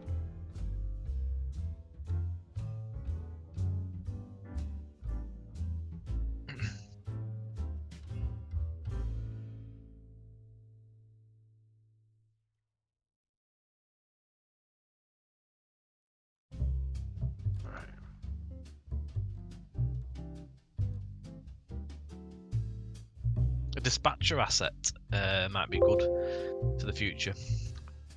What's a dispatcher when it's at home? Like a train dispatcher on the platform, so like a baton as well. The whole like a little white baton thing. Might be cool. I don't know how well if you've ever done characters. That's the other thing. Characters. Oh, like you made yourself. I've made myself. Yeah, that's a nightmare. Yeah, I'd be down for doing stuff like that. I mean, I need a bit more research for a character model because that's. Yeah. I'm not sure I could get that done in 2 hours. I could try. Would be nice to model the JT building where dudes work. That'd be a lot of models. A lot of different models, yeah. We all work from home. We have to have all our houses. There is an office. Yeah, there's the Huntington office. But, yeah, that's closed off at the moment. But well, yeah, there is an office for people that live nearby that wish to work there. Yeah, it's not for us simps, though, I'm afraid it's not. Bit of a commute for me. A bit of a commute, yeah. I mean, just totally Huntington, you know. Liam K. Wilkinson. So whatever happened to the Eurostar route that was being made? So obviously it was decided that it wasn't to be published by ourselves. However, the developer I think was going through DTG, because he has posted on his personal like group for his route. So there is stuff still happening with it. I've not seen anything for a while, but yeah, I think is it Atlantic High Speed, I think his Facebook group is, if you want to follow that. Yeah, he does like semi-regular updates on there, I believe. Yeah. I think the last thing it was going through DTG's some form of testing. Yeah, but we've tried to distance ourselves from that project because we didn't want to leave it looming. So let's see if I got this image from Discord. Excuse, get Blackpool Tram going again. You wish. Don't. I cry a lot over that one. Yeah, Tom gets very salty over Blackpool. I get upset. Right, let's. Okay, so. Not a problem, Liam. You're welcome. I'm gonna work on quite a high scaled up image and scale it down. Cause it's always better to work larger and then scale down. So Dean also asked, is there nice picture that. Yeah. Is there a way to attach an asset to a train, like placing a coffee cup, so it moves with it? Yeah. They're child objects, aren't they? Stuff like in Blueprint, you go to container component, and you can add a child, which is basically just another Blueprint ID. So you tell it the provider, you tell it the library, and then you give it the XML file. You have to have a separate XML file, and then you can attach it to it. You then load it up in Blueprint and move it manually in order to get it to where you need it to be. We use those quite a bit on like more complicated models. So, I did recently learn this cool trick. Chromosomes, thank you very much for the follow. Welcome.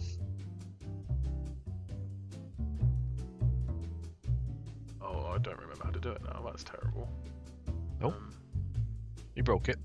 Yeah, there's a cool little trick you can do. There it is. For achieving what's called chromatic aberration, because obviously they're like LCD screens. So if you separate the RGB values, it makes it look more like it's on an LCD screen. That's cool. Just give me a second while I remember how you do this. It's just going to go watch a tutorial on this now. Yeah, I'm just gonna watch you. Cue the elevator music. Here it is, distortion.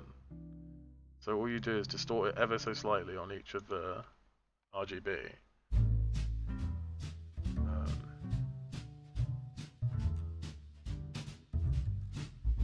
JB22, so JT team in total, route builders, asset developers, and including Alex as well, that makes 7 of us in our team, if you will, which includes obviously like the external developers really as well. Yeah, if so you include the externals. Yeah, if you include the externals, there are about 7 of us. But then also don't forget about our fellow cohorts at Just Flight as well, like Scott and that. Yeah. Sorry. Sort of, yeah, there's other people obviously like sort of come over and do bits here and there as well, sort of interlocks. So now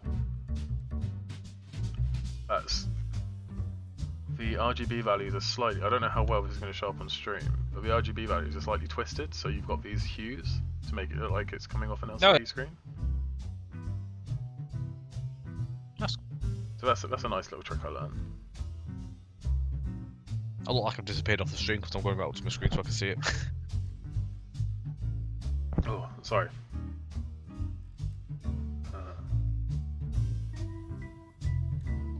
So let's add a slight vignette to that. That was very clever, that Will, doing a silent cough. Yeah, you have to nowadays, don't you? Otherwise you get quarantined. Well. I can guarantee you it wasn't silent my end.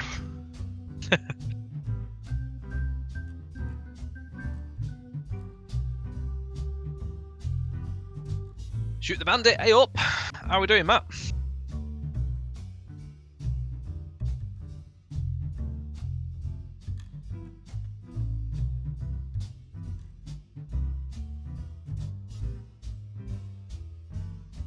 Tay Trains, guess whose birthday it was yesterday? Was it yours? If it was, happy birthday for yesterday. Happy birthday.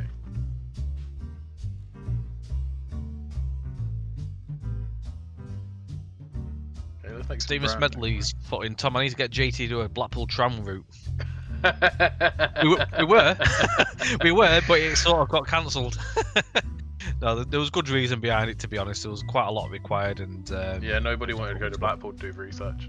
No, I couldn't even get to Blackpool. I don't live up the road. No, there was reasons behind it, obviously, for its being cancelled. I've still got the project on my PC and my personal stuff, but nothing's happened to it for a very long time. Don't have time for it, to be honest. Just got home from farming life, being lifting the sugar beet. Been a long day, mate.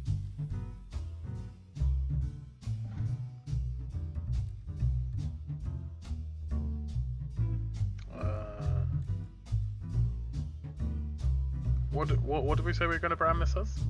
Just veg. Just veg. Just veg. Yeah, I could do just veg.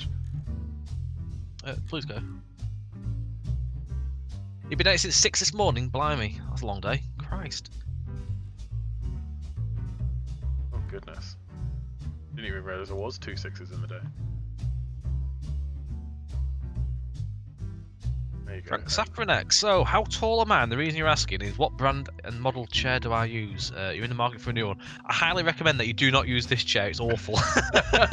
I'm in the market to get a new one myself, but this is really, really bad. But I think it's a X-Rockers one. It's a PlayStation branded one. It was alright at first. I've only had it like half a year, but I'm about 6 foot. But it's not great. To be quite fair, this chair wasn't cheap. It should have been £210, but I got it for £149 off Argos. But it's just for what I need. It's just not done the job. I thought it would, but it was a very bad choice to go for. It's got a funky LED light that goes around it though. It's really cool, but other than that, it is annoying. So uncomfortable. Yeah, it doesn't look the most comfortable. I mean, I've recently invested in a new chair.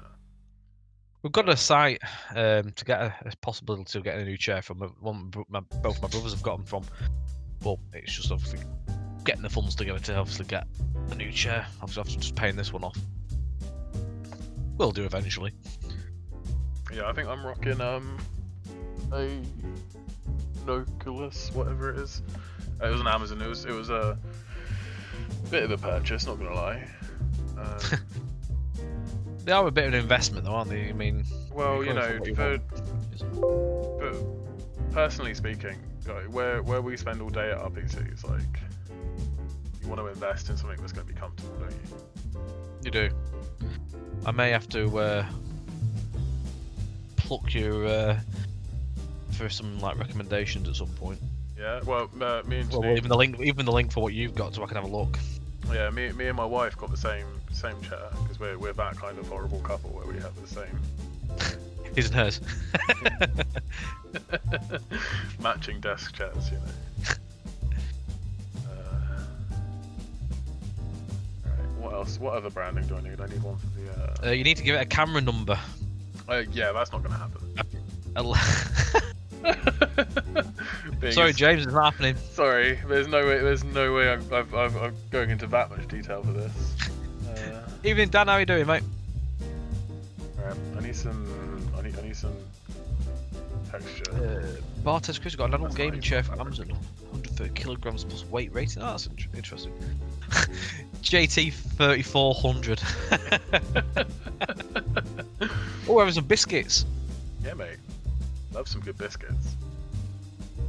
No, I unfortunately I'm a hefty bugger, so I had to find like quite a high weighted one. I think mine does about 150 kilos, my chair. What we're making, Matt? So we'll be making a camera and tripod asset to go into like scenario use and stuff like that for the old train spotters out there. Stockings by the looks of it. Some doilies. Oh, you love a good doily.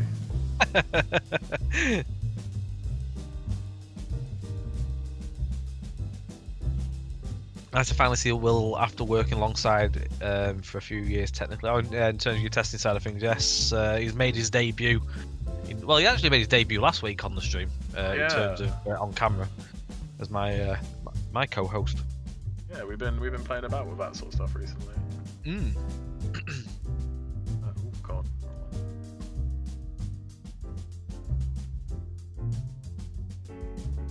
I mean, normally Tom begs me to do this sort of thing, and I just tell him the nicest, polite way no. No, you're gonna say no. Yeah, you know. I like to help with the stream.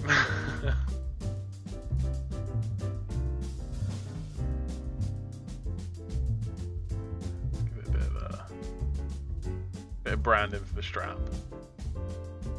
Oh, is that the strap texture? Yeah, there's gonna be the strap texture.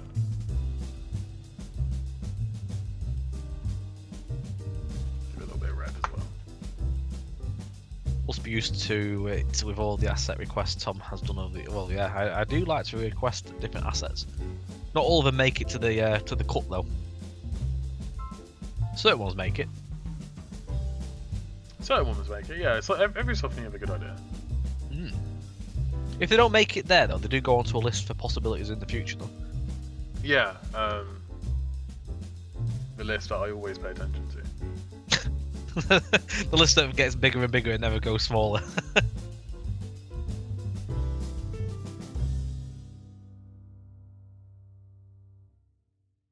There you go. That looks lovely and embroidered. So let's press the image so that it's not taking up loads of space. Oh, well, whilst you're here, Dan's got you a bug.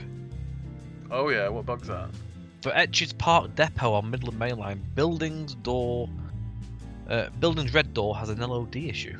Buildings Red Door. Who made Etches Park? I think that was an Alexander Penfold asset. For what line? Sorry.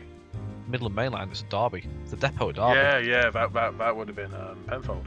I can look into it. Put it on Podio, Dan. Obviously, because you're on Podio.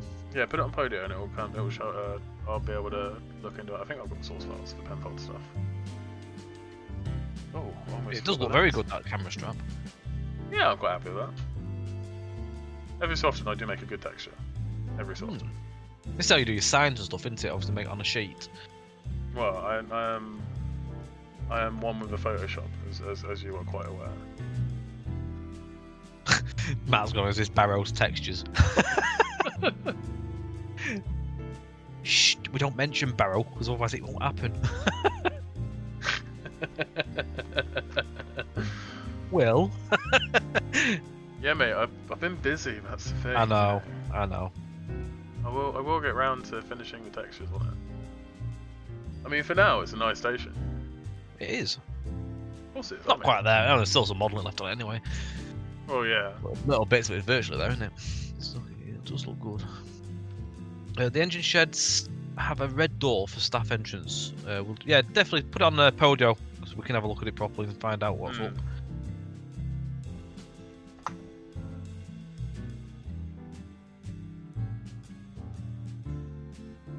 Yeah, I think Will he definitely does like to make different things from time to time, rather than not just obviously the stuff off the main asset list. So to have a bit more free-handed stuff.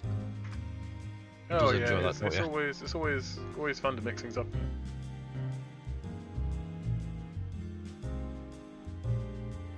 Alex133554, good evening.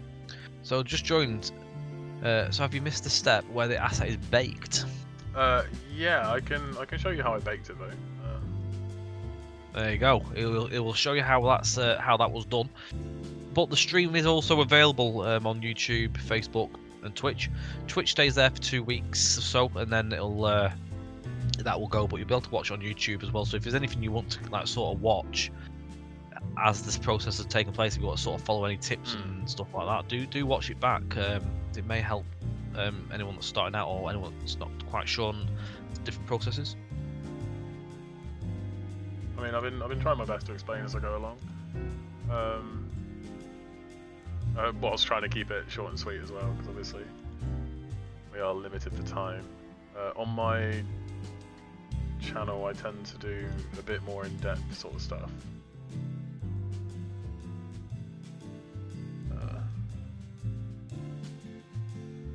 In all seriousness, will this become an asset in the common library? Well, we're aiming. We are playing with the idea. Yeah. It will be available somehow. it will be available somehow. We promise that. We're still working on it. Yeah, we're still working on the logistics. Most efficient way. Because we're playing with the idea. What would be the general consensus? Whether it would be better to do it as a like a library, where we have like the JT Stream library, or would you guys prefer it to go into the common library, or we're open to whatever suggestions people have. Really, this whole modelling thing is quite experimental, but we do want to get people to access to these assets. I'm really sorry if I repeat myself whilst I do this, because I am concentrating. Tom rarely has to concentrate on stuff, so this is why. No. This is why I brought him along today. I just came just for a chat. I was actually going to do a little bit of Southwestern Expressway as well as doing this, but I ended up putting one fence and then just give up. So I'll just do it tomorrow. Sounds like your usual work day. I was just gonna do a little bit. I was just gonna do a little bit extra along, but it was just so hard to keep up with. Obviously, watching that, and then doing that. I say I need another monitor. I do appreciate the watching the chat for me. No, you're all right.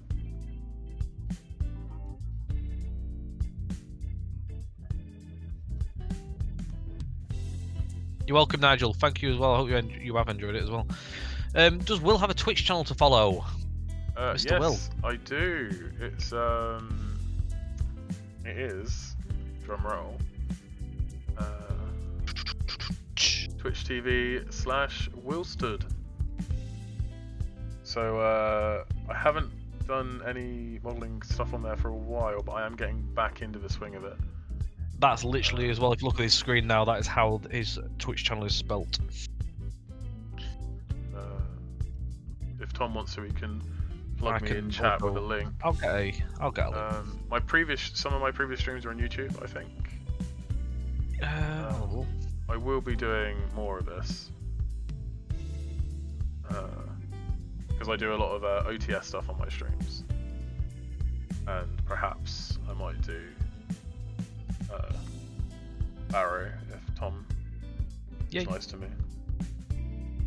I'm always nice, mate. You are, mate. You are when you want to be. Now I've just put the link. Should pop up hopefully. Where's it gone? It's not showing. Oh, hang on, it's not showing. That didn't want to work. Nothing that's gone through, has it? It's not showing up on my end. Try again. Nope, it's not working.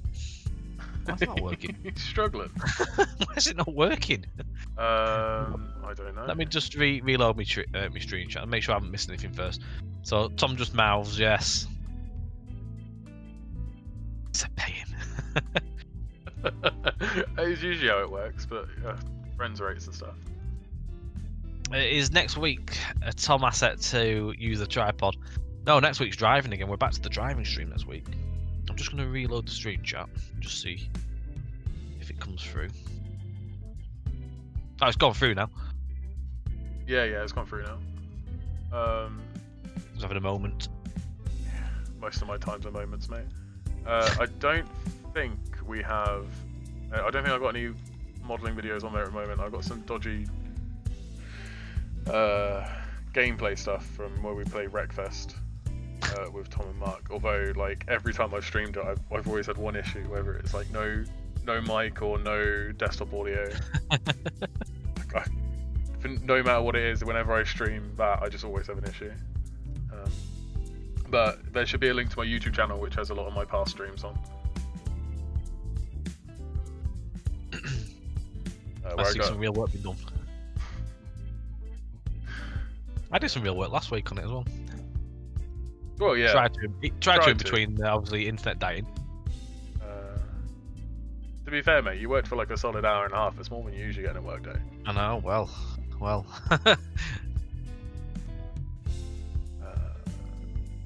am I going to call this texture? I'll call it Mesk for now. Camera gen. So this should be the last texture, just to finish it up. So we're going to have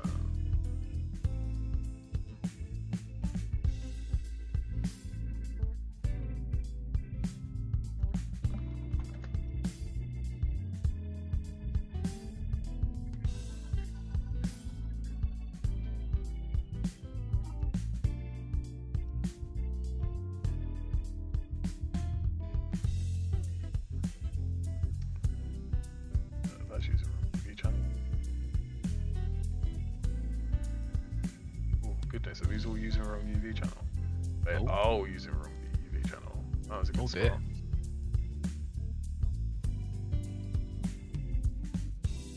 Right, I spotted that before that was an issue.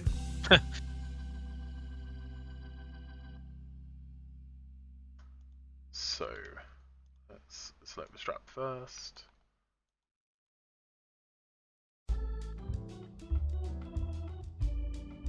Do some actual unwrapping this time. Yes, you did some Healy Mill stuff, didn't you, on your channel? Yes, I did most of the Healy Mill stuff on my channel actually. The viaduct and the signal box.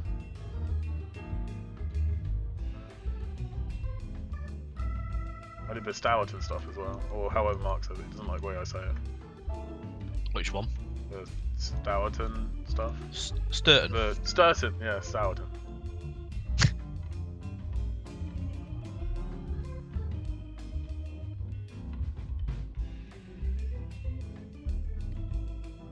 So.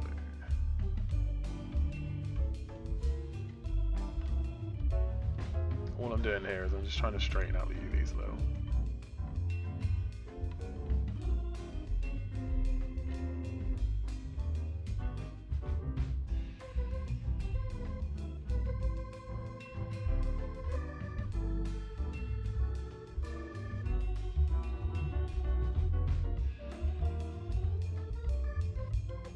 Not a problem, Dan. Have a good shift at work, and yeah, let us know obviously tomorrow when you have time, just regarding that that LOD bug, and we'll have a look. I'll have a gander at it. I should have the source files for it, so I should be able to fix it.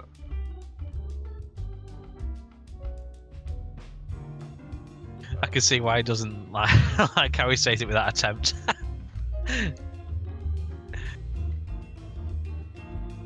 It's like the first time I was driving on the route, went through Slowit on the way to Huddersfield, and I called it slave weight, and Martin had a duck fit because I just proper killed the name.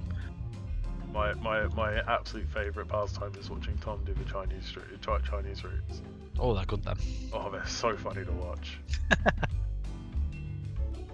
Here we are, coming up to. I just absolutely murdered it.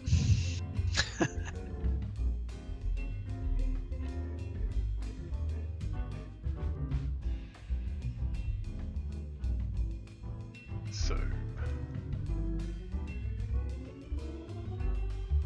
Let's face it that way.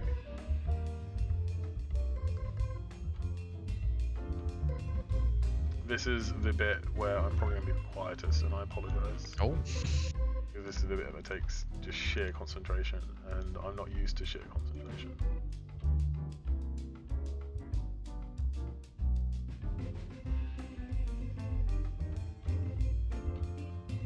See if I can cheat it. Interested to see how you do this.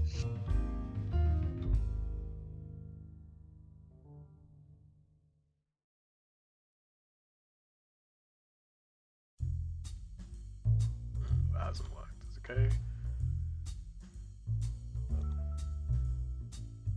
Or is this just basically to try and get the branding to appear in the back end of that strap?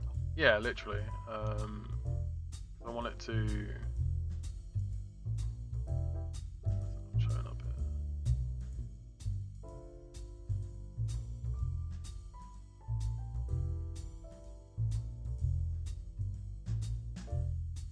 So this is just trying to get the branding to show up on the strap. So it might go a bit funky.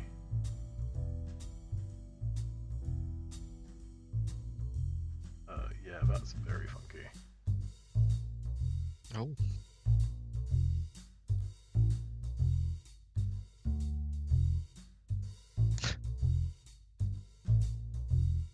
Is it meant to have loads of it?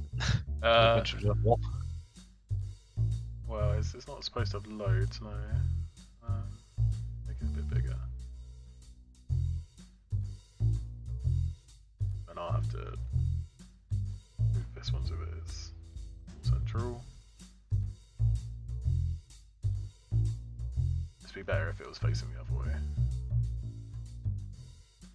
That way.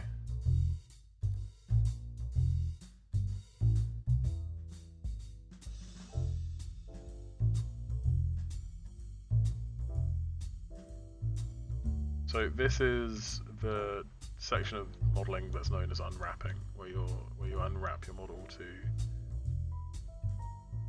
put the textures on it, basically.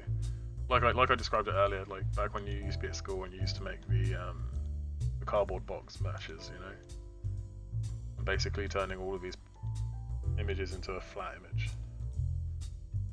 to enjoy making them at school.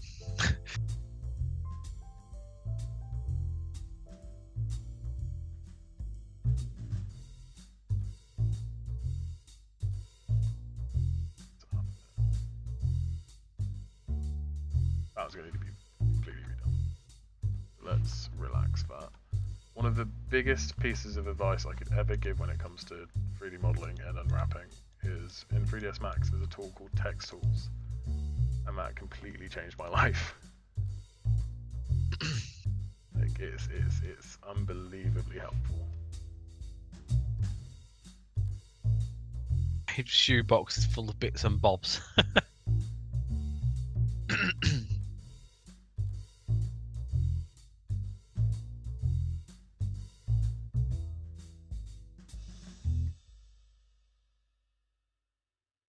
So this is probably the most painful thing to watch, and I am very sorry.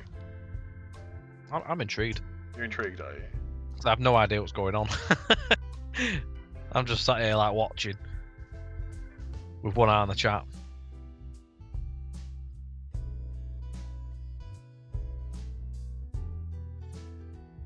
Whilst Bill's having a play about with that, next week on the stream, I think it's Cornish Mainline as a drive.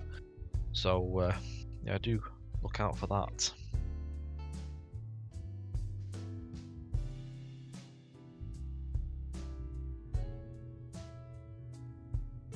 Yeah, I think it's Cornish. You said.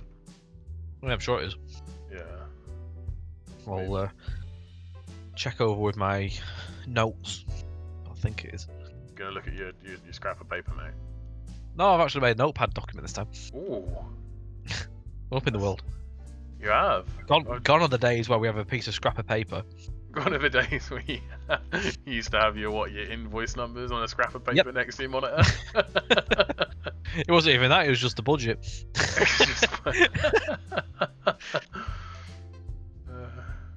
You just scribble it out each time, just put another number when I deduct some off. Ran out of paper by the time I finished the project. It worked though. It worked as It was foolproof. Oh, I wouldn't go that far, mate. The fact that I never lost it was even better.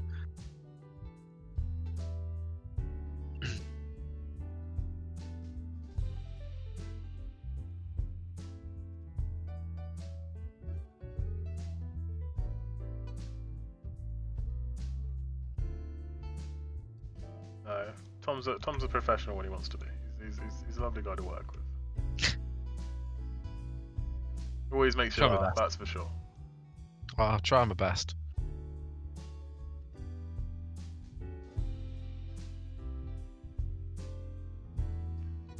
To be brutally honest, I'm surprised Mark hasn't turned up to Hell of Yourselves yet. Yeah, I wonder what he's up to. I'm gonna have a look. If he's on NIMBY Rails. Probably on NIMBY. He's not. Oh, he's not on NIMBY Rails. He's No. turned NIMBY Rails off. He was on Train Sim.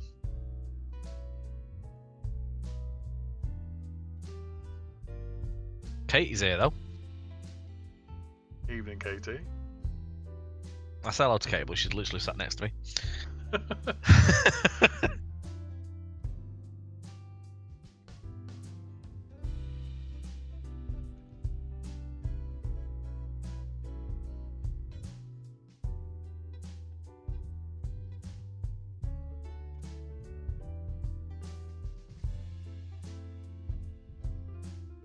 Oh, the strap's looking good now. Quite happy with the strap now.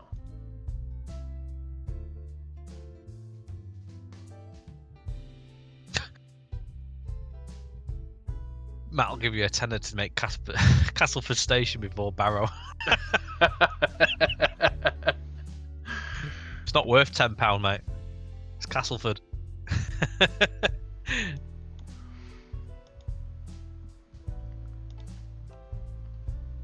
Oh no, okay, I am alright if there's a train of a route involved. Quick update, couldn't recreate the red door one, but bugged one where the windows on the building have an LOD issue, but disappeared. Not a problem. Yeah, we'll just have a look over whatever's on there. We'll have a gander. Oh, what's a nice picture that is, Will. It's alright. Seen better. How are you doing, Will? Hi. Kate wants to know how you're doing. I am doing fine.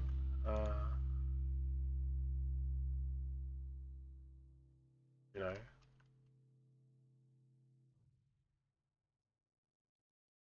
You're almost ready to get this in game to see how it looks. Oh, Got a little lens on it. nice. Do the branding. Just gonna go here.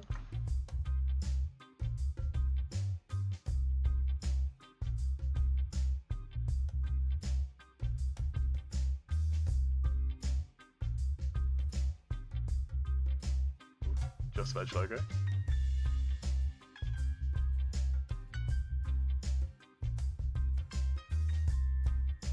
When placed in rails only, it doesn't sit flush with the ground. It hovers.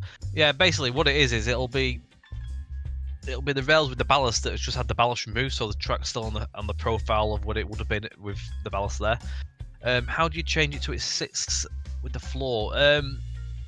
You can drag up the terrain to meet up with the rails. If it's like depots and stuff like that, you could also maybe put a filler block around the area and just sink it below the rail head. There's a couple of ways of doing it. Otherwise, it would be a case of manually bringing the track down, but it's not always recommended to do that manually. If it's the depot area, I would recommend either try and bring in the train up, just drag it up slightly, or use a filler block. That's what I usually do in depots and stuff like that. It usually works out quite nice. Filler blocks are definitely the best one because they're more tidy.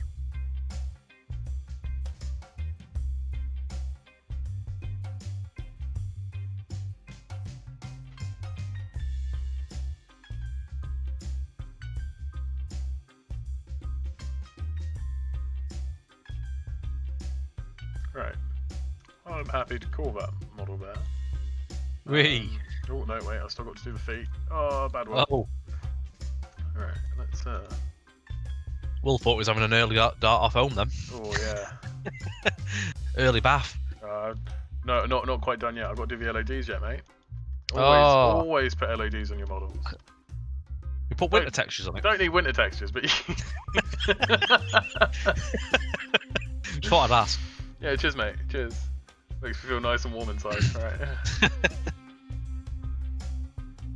Okay, so I'm gonna make a LOD. LOD is in my way I do LOD. So just simply clone the asset. Put 2 in because it's a second LOD. Increase the distance to say 100. I always pair my LODs. Then I can start removing geometry. So I want to try and get rid of. I want to get rid of half the tries. So I'm looking for half 1700. So it's my brain's really struggling. 650 roughly. Mhm. So there's a quick and easy way where you can just select all of the verts. The only annoying thing with 3ds Max 2019 is this annoying texture bug when you hide geometry and you lose all your vertexes.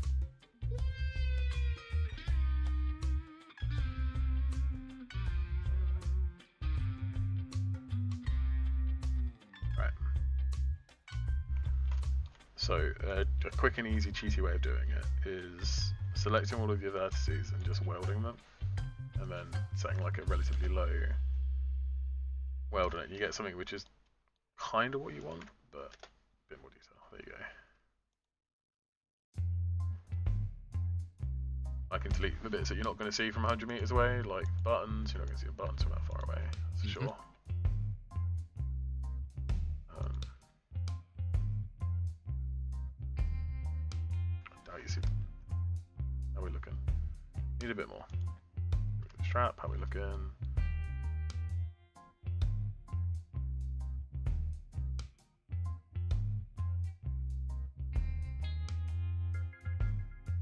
I try not to use like too many modifiers because it can complicate the model quite a bit, and 3ds Max doesn't tend to play nice when you use too many modifiers, in my opinion.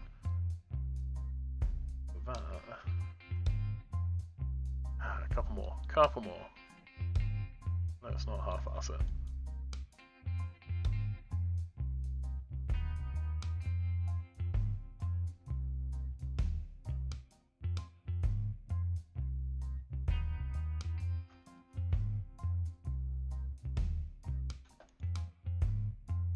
This is just removing extra bits of detail in the. Oh goodness! Oh, we've broken it. No, I pressed the wrong button. Then is the stream still alright? Yeah. Yeah. I think so. Yeah, it's working. I can still see it. What did you do? I just locked my PC. Oh. Oh, that was a panic. Right, yeah, all I'm doing is I'm just removing excess geometry that you're not going to see from 100 meters away. You know? Basically what you did with the S-Stock. It's exactly what I do with the S-Stock. The S-Stock was a beautiful model, but it was just too much. So I'm quite happy with that. I doubt you're really going to see it further than a couple of 100 meters. So we'll see what this looks like in Blueprint. I'll export it. Jane, we'll show this in test either on or after the stream. What we'll do is, when Will sends the model over, what I'll do is I'll plonk it into the game somewhere, and I'll take a screenshot. We'll get it. We'll get it onto the Just Trains page tomorrow. I'll send a picture to Scott and get him to put on.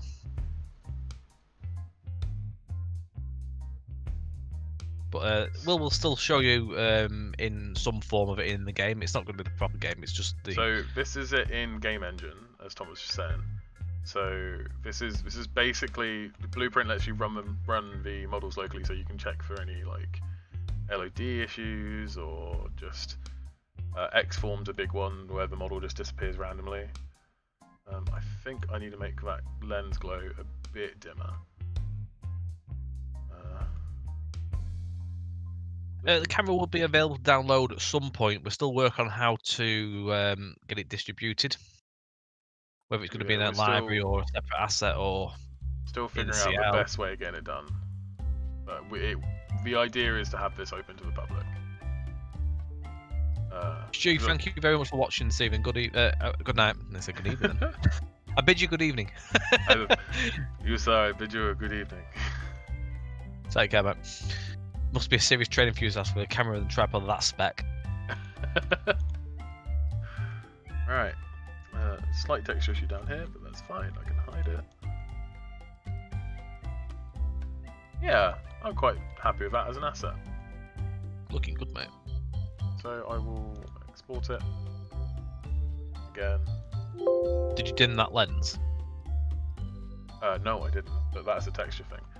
No. One thing I can do, which is going to be a really nice little touch, is I can take the screen.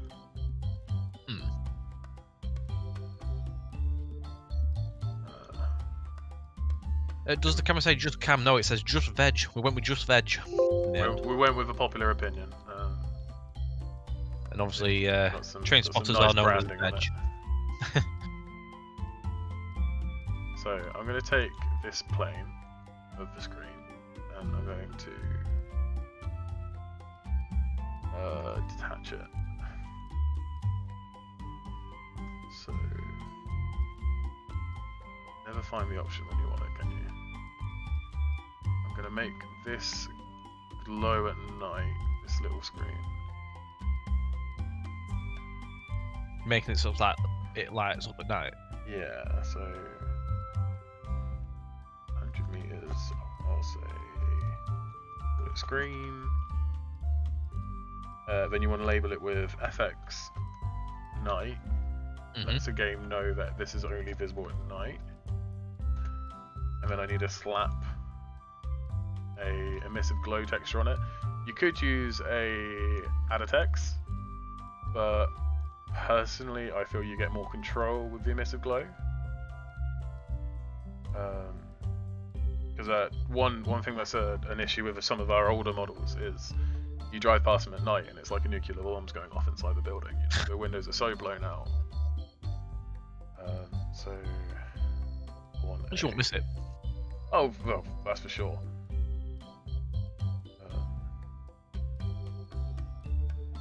Train emissive glow.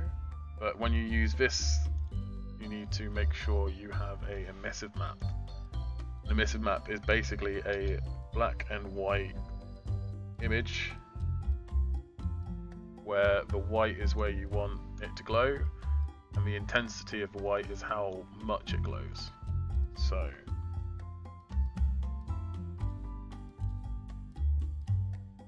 you can even be cheeky and put a little blur on it so that it fades around the edges like most LCD screens do.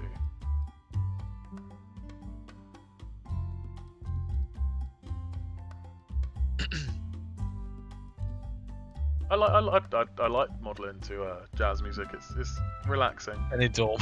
What a show. I will make this a very small image because it does not need to be that big. Always has to be a power of 2, which can be annoying. Please make a runway asset with lights and runway numbers. Ooh. I mean, if we ever do a route that goes near an airfield, then definitely would something to look at.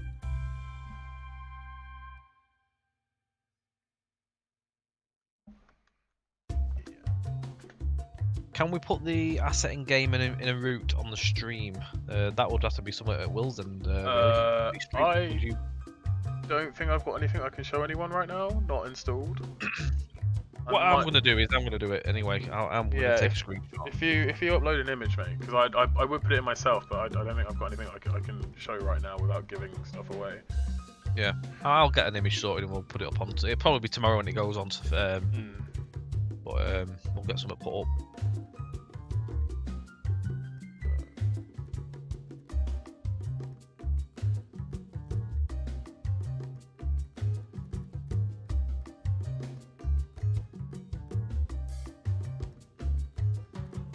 So what you can see on that picture as well is our Class 222 Advanced unit, and that's also featuring on the Awash Valley extension.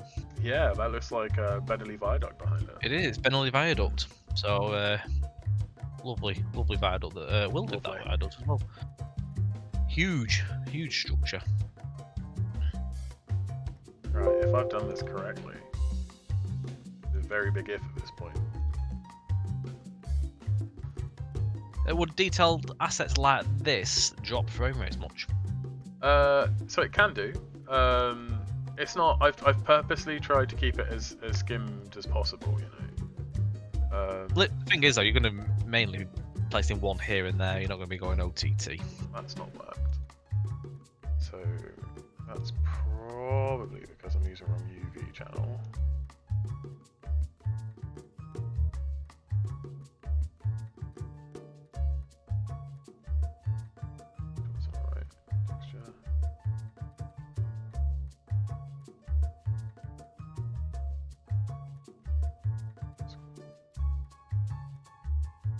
Yeah,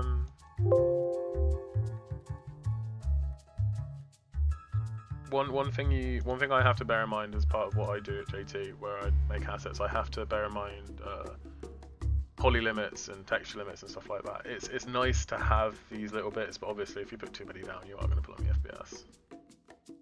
There you go. A little glow on it now, so you can see it at night. Oh, it's looking good. Nice.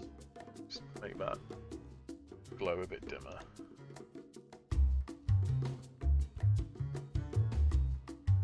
Clever that.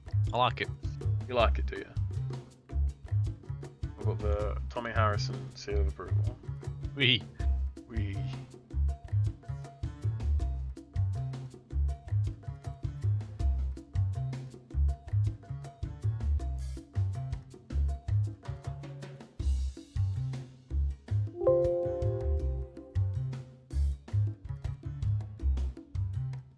Right. Jamie Dunn, good evening. Have a look Very at well, this. how are you?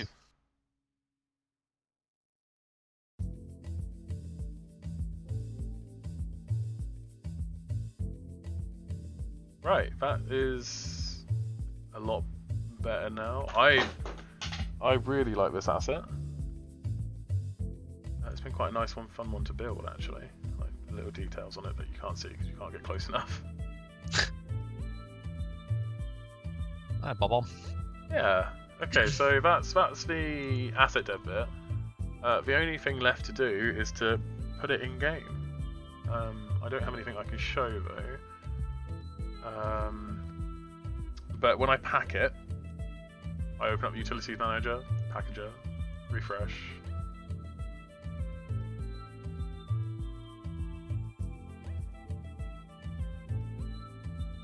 And then I would select the asset.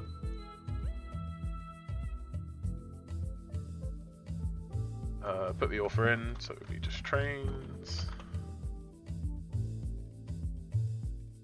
It's been a busy day, has it, Jamie?